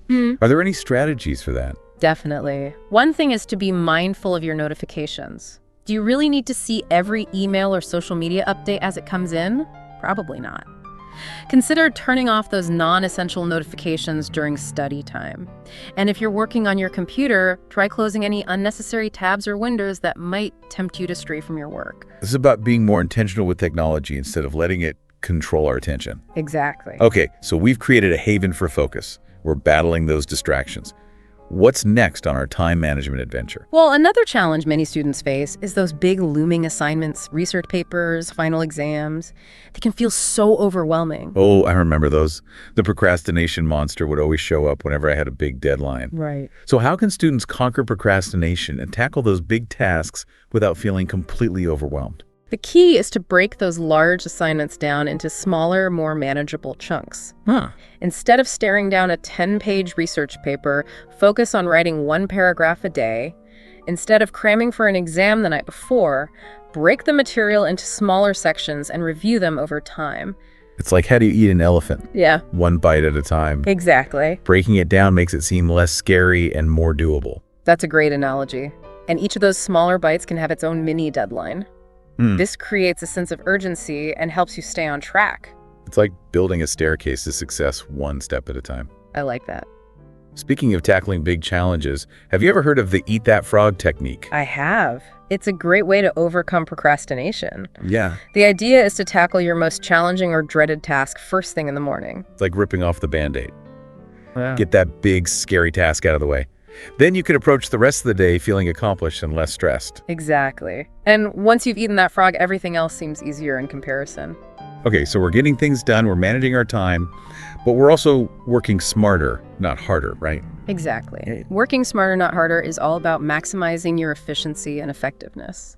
Okay, I like the sound of that. So how can students embrace that work smarter philosophy? One of the key things is to focus on one task at a time. We live in a world that glorifies multitasking, but research actually shows that it can make us less efficient and lower the quality of our work. It's like trying to run in two directions at once. You'll end up getting nowhere fast. I've definitely fallen into that multitasking trap before, and it always makes me feel scattered and exhausted. It's so much better to just focus on one thing at a time and then move on to the next task once it's done. Absolutely. So how can students train their brains to resist multitasking? It takes practice, but you can try setting a timer for like 25 minutes and commit to focusing on just one task during that time. Even short bursts of focused work can be really productive. And then when the timer goes off, you can take a short break to recharge before moving on to the next task. So it's like giving your brain permission to really dive into one thing at a time. Yeah. I can see how that would lead to better results and less mental fatigue. What are some other ways students can work smarter, not harder? Another helpful tip is to use time tracking apps. Time tracking apps. Yeah. They can really open your eyes to how you're spending your time. They're like a mirror that shows you those hidden time sinks that you might not even be aware of. Once you know where your time is going, you can make better decisions about how to use it more effectively. That's a great point. Yeah. I think we all have those sneaky time wasters that we don't even realize are eating up our day. Yeah. Do you have any favorite time tracking apps that you recommend? There are lots of good ones, both free and paid. Rescue Time Toggle and Clockify are popular. They can track your computer usage, your phone usage, even how much time you spend on specific tasks. Cool. I'll have to check those out. Okay, so we've planned our time, battled distractions, learned to work smarter. What else is important for students who want to master this whole time management thing? One thing that's often overlooked is the power of downtime. Breaks and holidays. It's easy to just think of them as time to relax and forget about school, but you can actually use that time to catch up on studies or get ahead on assignments. That's such a good point. It's like using the off-season to prepare for the next game. Exactly. Even spending a little bit of your break to review material or start on upcoming assignments can make a big difference when you go back to your regular schedule. It's all about setting yourself up for success. I wish I'd known that back when I was a student. Right. Okay, so we've talked about planning distractions, working smarter, and utilizing downtime. What else is important? Building good habits is really important. It's like laying a strong foundation for success. When you establish consistent routines for studying, sleeping, and even leisure time, you create structure in your life, and that naturally improves your time management in the long run. Routines are so powerful. It's like putting your productivity on autopilot. Exactly. When you have established routines, you don't have to waste energy deciding what to do next or when to do it. It frees up your mind to focus on the task at hand. So it's like your brain is saying, okay, it's study time, or it's time to relax, and your body just follows along. Exactly. What are some good routines that students can try to incorporate into their lives? It can be simple things like having a consistent wake-up time and bedtime, creating a dedicated study schedule, or setting specific times for meals and exercise. The key is to find what works for you and stick with it. It's about finding a rhythm that works for you, a rhythm that supports both your productivity and your well-being. Right. And another important part of those routines is good sleep hygiene. Sleep is often the first thing to go when we're stressed. Yeah. But it's really the foundation for a productive day. Exactly. When we don't get enough sleep, it's like trying to function with a foggy brain. It's so much harder to focus, learn, and remember things. So consistency is key. Stick to a regular sleep schedule even on weekends, and create a relaxing bedtime routine to help your brain wind down. That makes sense. I know that caffeine and alcohol before bed can really mess with my sleep. And having a calm sleep environment, dark, quiet, and cool, can make a huge difference. Are there any other sleep tips you'd like to share? Well, stress and anxiety can definitely interfere with sleep. So finding healthy ways to manage stress, like exercise, meditation, or spending time in nature, is really important for good sleep hygiene. So it's about taking care of both your mind and body. Yeah, it's all connected. When you take care of yourself, you're naturally more equipped to manage your time and reach your goals. Exactly. Okay, so we've talked about routines and sleep. What else should students know about time management? Another important skill is learning to say no. Say no. Isn't that a little rude? Not at all. It's about realizing that you can't do everything, and it's okay to set boundaries. It's about knowing how much you can handle and making sure you're not overcommitting yourself to the point of burnout. I think a lot of students struggle with that. They feel like they have to say yes to everything or they'll disappoint people. But sometimes saying no is the best thing you can do for yourself. You're absolutely right. Yeah. It's about setting healthy boundaries and understanding that your time and energy are valuable. It's like that saying, you can't pour from an empty cup. Exactly. And sometimes saying no to one thing allows you to say yes to something else that's even more important to you. It's about making choices that are aligned with your values and priorities. Okay, I see your point. And on that note, it's also really important to be flexible when it comes to time management. Oh, absolutely. Life is unpredictable. It is. Things happen, plans change, Right. and sometimes you just have to go with the flow. Right. So how can students build that flexibility into their time management plans? Well, one way is to build some buffer time into your schedule. Buffer time. Yeah, don't fill every minute of your day with tasks and appointments. Leave some wiggle room for unexpected things or just for those moments when you need to take a break. And don't be afraid to adjust your plans as needed. It's about embracing the unexpected and knowing that things won't always go according to plan. Exactly. And most importantly, remember to make time for things that you enjoy. Absolutely. It's so easy to get caught up in being productive and achieving goals that we forget to take care of ourselves. Right. What are some ways students can make sure they're not neglecting their well-being while trying to manage their time? It's about making time for those things that nourish your soul, whether it's spending time with loved ones, pursuing hobbies, getting out in nature, or just taking some time for yourself to relax and recharge. Those things aren't luxuries, they're necessities. I love that. Yeah. It's about creating a life that feels balanced and fulfilling, not just productive. Exactly. And when you feel good, you're naturally more motivated and productive. It's a win-win. I like that. Yeah. A win-win. Right. Well, Sarah, this has been great. You shared so many helpful tips. I'm sure our listeners are ready to put them into action. I hope so. But before we move on to the next part of this deep dive, I want to hear from you, our amazing listeners. What are your biggest time management challenges? What strategies have worked for you? Share your thoughts in the comments below. And be sure to like, share, and subscribe to the Learn English Lab for more deep dives into topics that matter. We'll be back soon with even more practical tips and strategies to help you become a time management master. Okay, great. You know, one of the things I hear a lot from students is that they just feel overwhelmed, like there's just too much to do and not enough time. Yeah, that's the classic time management dilemma. Too much to do, too little time. It is. And that's where prioritization comes in. It's not about like magically making more time. It's about figuring out what's really important and then focusing your energy on those things. So it's about being more strategic with your time, like a Wow. detective. Analyzing your schedule, figuring out where your time is going, and then choosing how you want to spend it more effectively. That's a great way to put it.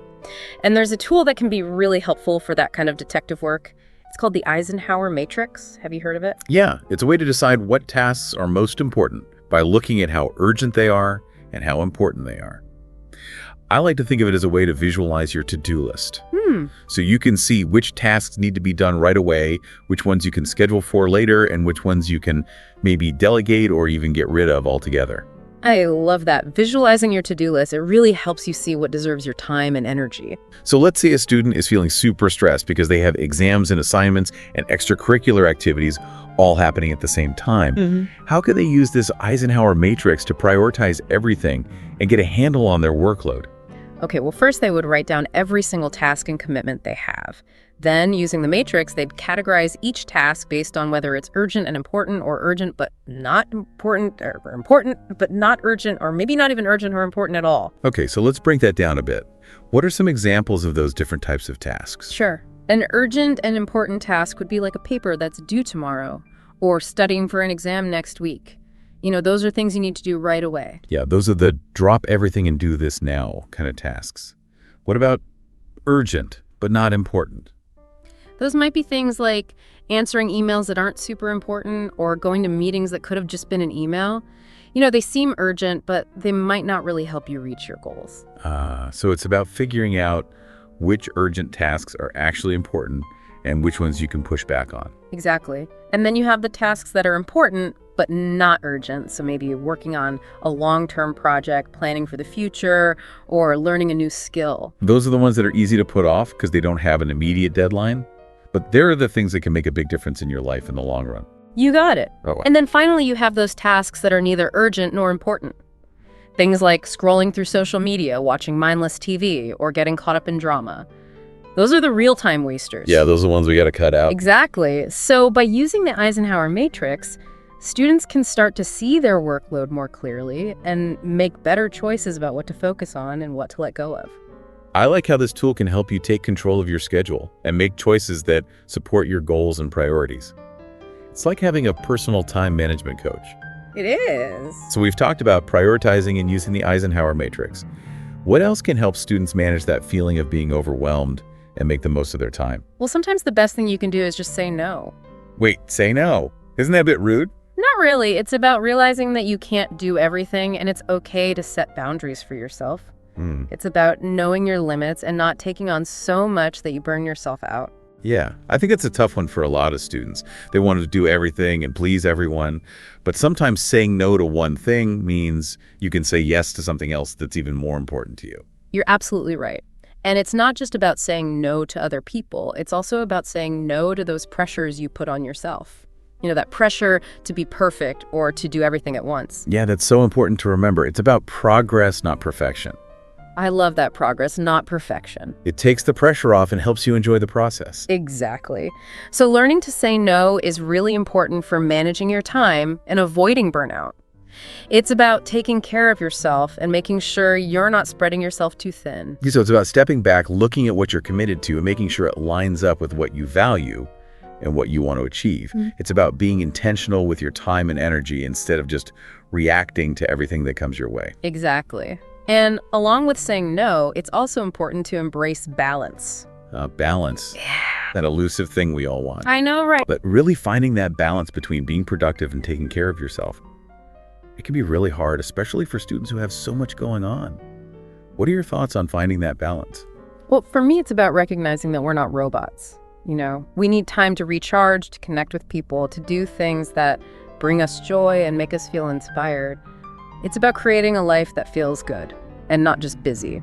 So it's about finding a rhythm that works for you, a rhythm that includes work and play effort and rest. Yeah. It's about listening to your own needs and limits. You got it. And it's about making choices about how you spend your time. You know, asking yourself, is this really important to me? Does this help me reach my goals? Or is it just draining my energy? It's like being a curator of your own time, choosing what you want to fill your days with. I like that.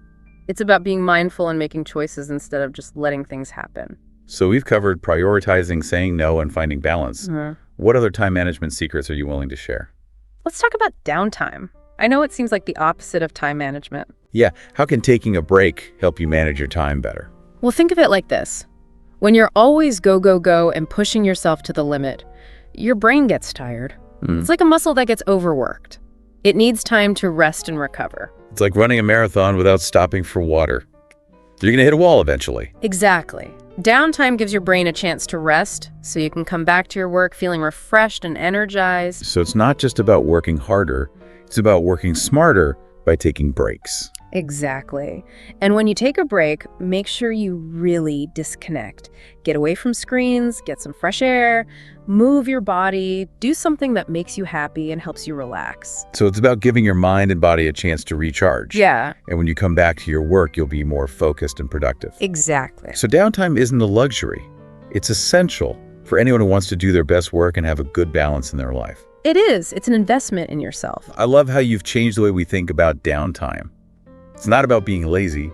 It's about being strategic and setting yourself up for success. Right. So we've talked about prioritizing, saying no, finding a balance, and the importance of downtime. What else can we learn about time management? Let's talk about those little bits of time that we often waste, you know, those 10 minutes between classes, that half-hour commute those times when you're waiting for a friend. Yeah, those little pockets of time can really add up. But it's easy to just zone out or scroll on your phone. What are some more productive things you can do with that time? Well, you can use that time for those quick tasks that you keep putting off, like answering emails, making a to-do list, reviewing notes, or even just doing a quick meditation or some stretching. So it's about paying attention to those small moments and using them intentionally instead of letting them disappear. Exactly. And you might be surprised by how much you can get done when you start seeing those little bits of time as opportunities instead of just wasted time. That's a good point. Yeah. It's about shifting your perspective and becoming more aware of how you're spending your time, even those tiny moments. Exactly. And be prepared to use those moments. You know, keep a book with you for when you have to wait, have a to-do list on your phone that you can easily check off, or download a meditation app so you can do a quick mindfulness exercise whenever you have a few minutes free. So it's like having a time management toolkit that you can use whenever you have a little bit of time. Exactly. And if you plan ahead and think about how you want to use those little pockets of time, they can become productive and even enjoyable parts of your day. Okay, Sarah, this has been amazing. You've given us so much great advice. I'm sure our listeners are feeling inspired to take control of their time and create a better, more balanced life. I hope so. But before we finish up this part of our deep dive, I want to hear from you, our awesome listeners. What are your favorite ways to manage those small pockets of time? Share your tips in the comments. And be sure to like, share, and subscribe to the Learn English Lab for more deep dives into topics that matter. We'll be back soon with the last part of this episode, where we'll talk about some common time management mistakes to avoid and give you even more resources to help you become a time management master. Welcome back to the Learn English Lab. We're wrapping up our deep dive into time management, and I'm really curious about those sneaky little things that can trip us up, even when we think we have a good plan. What are some of the most common pitfalls that students should watch out for? Well, we've talked a lot about planning and setting priorities, but one of the biggest obstacles to good time management is procrastination. It's that voice in your head saying, you can always do it later, but later often turns into a mad rush the night before something is due. Oh yeah, that voice. I know it well. Yeah. It's a master of making excuses and convincing you that tomorrow is the perfect day to start that big project. Exactly. And then tomorrow becomes next week, and suddenly that task is hanging over you like a big, scary cloud. So how can students escape the procrastination trap? What can help them actually start working on something instead of feeling intimidated by it? One really helpful strategy is to break those large, overwhelming tasks down into smaller, more manageable pieces. So instead of thinking about a 10-page research paper, try focusing on writing just one paragraph each day. It's much easier to get started on something small and specific than something big and daunting. It's like that saying, a journey of 1,000 miles begins with a single step. And once you take that first step, you build momentum and procrastination starts to lose its power over you. I like that. Once you start moving, it's easier to keep going. And maybe you could even set up little rewards for yourself when you finish those smaller tasks. A little treat or a break to do something fun. It can really help to keep you motivated. That's a great idea. Rewards can definitely help you stick to good habits. And speaking of things to watch out for, another common pitfall is overcommitment. It's easy to get excited about new opportunities or to feel like you have to say yes to every request. But if you try to do too much, you'll end up burning yourself out. And that can actually make you less productive in the long run. I think a lot of students, especially those who are really motivated and want to get the most out of their experience, they struggle with finding that balance between being involved in things and taking on too much. That's so true. It's really important to be honest with yourself about how much you can handle. Saying no doesn't mean you're weak. It means you're strong and self-aware. You're choosing to prioritize your well-being and make sure you're not sacrificing your health just to please other people or live up to some impossible standard. It's about setting boundaries, Yeah. and deciding where you want to invest your time and energy. And sometimes that means saying no to things, even if they seem like good opportunities. Yeah. And it's also a good idea to check in with yourself every now and then and see if your commitments still align with your goals and interests. As you learn and grow, you might find that some things aren't as important to you anymore. And that's okay. Absolutely. It's about being in control of your time and your choices instead of letting things just happen to you. So we've covered procrastination, overcommitment. Are there any other time management traps that students should be aware of? One that often gets overlooked is perfectionism. That little voice inside that says, it's not good enough yet, or you need to keep working on this until it's perfect. Oh yeah, perfectionism. I think we all struggle with that a little bit. There's so much pressure these days to be the best at everything. It can be hard to just put something out there and be okay with it not being perfect. And the truth is, perfection doesn't really exist. It's always changing. So instead of trying to be perfect, just focus on making progress. Embrace the learning process, even if you make mistakes along the way. I love that progress over perfection. It's so much more freeing. And when you celebrate the small wins instead of always chasing after some ideal that you might never reach, it's way more motivating. It is. It's about focusing on the things you can control and letting go of the need to be perfect. So as we wrap up this deep dive into time management, what's your final piece of advice for our listeners? Time management. It's a journey, not a destination. There's no magic formula. It's about figuring out what works for you, experimenting with different strategies, and being willing to adjust things as you go along. Be patient with yourself, celebrate your wins, and don't be afraid to ask for help when you need it. That's such great advice. It's Yeah. about finding that balance between structure and flexibility, between planning and going with the flow, and most importantly, between trying your best and being kind to yourself. It's about creating a life that feels right for you. Well, that's a wrap on our deep dive into time management. We hope you found this helpful and are feeling ready to take charge of your time and create a life that's both productive and fulfilling. Big thanks to Sarah for sharing her expertise with us. And don't forget to like, share, and subscribe to the Learn English Lab for more deep dives into topics that matter. Remember, you have the power to manage your time well and create the life you want. So go out there and make the most of every moment.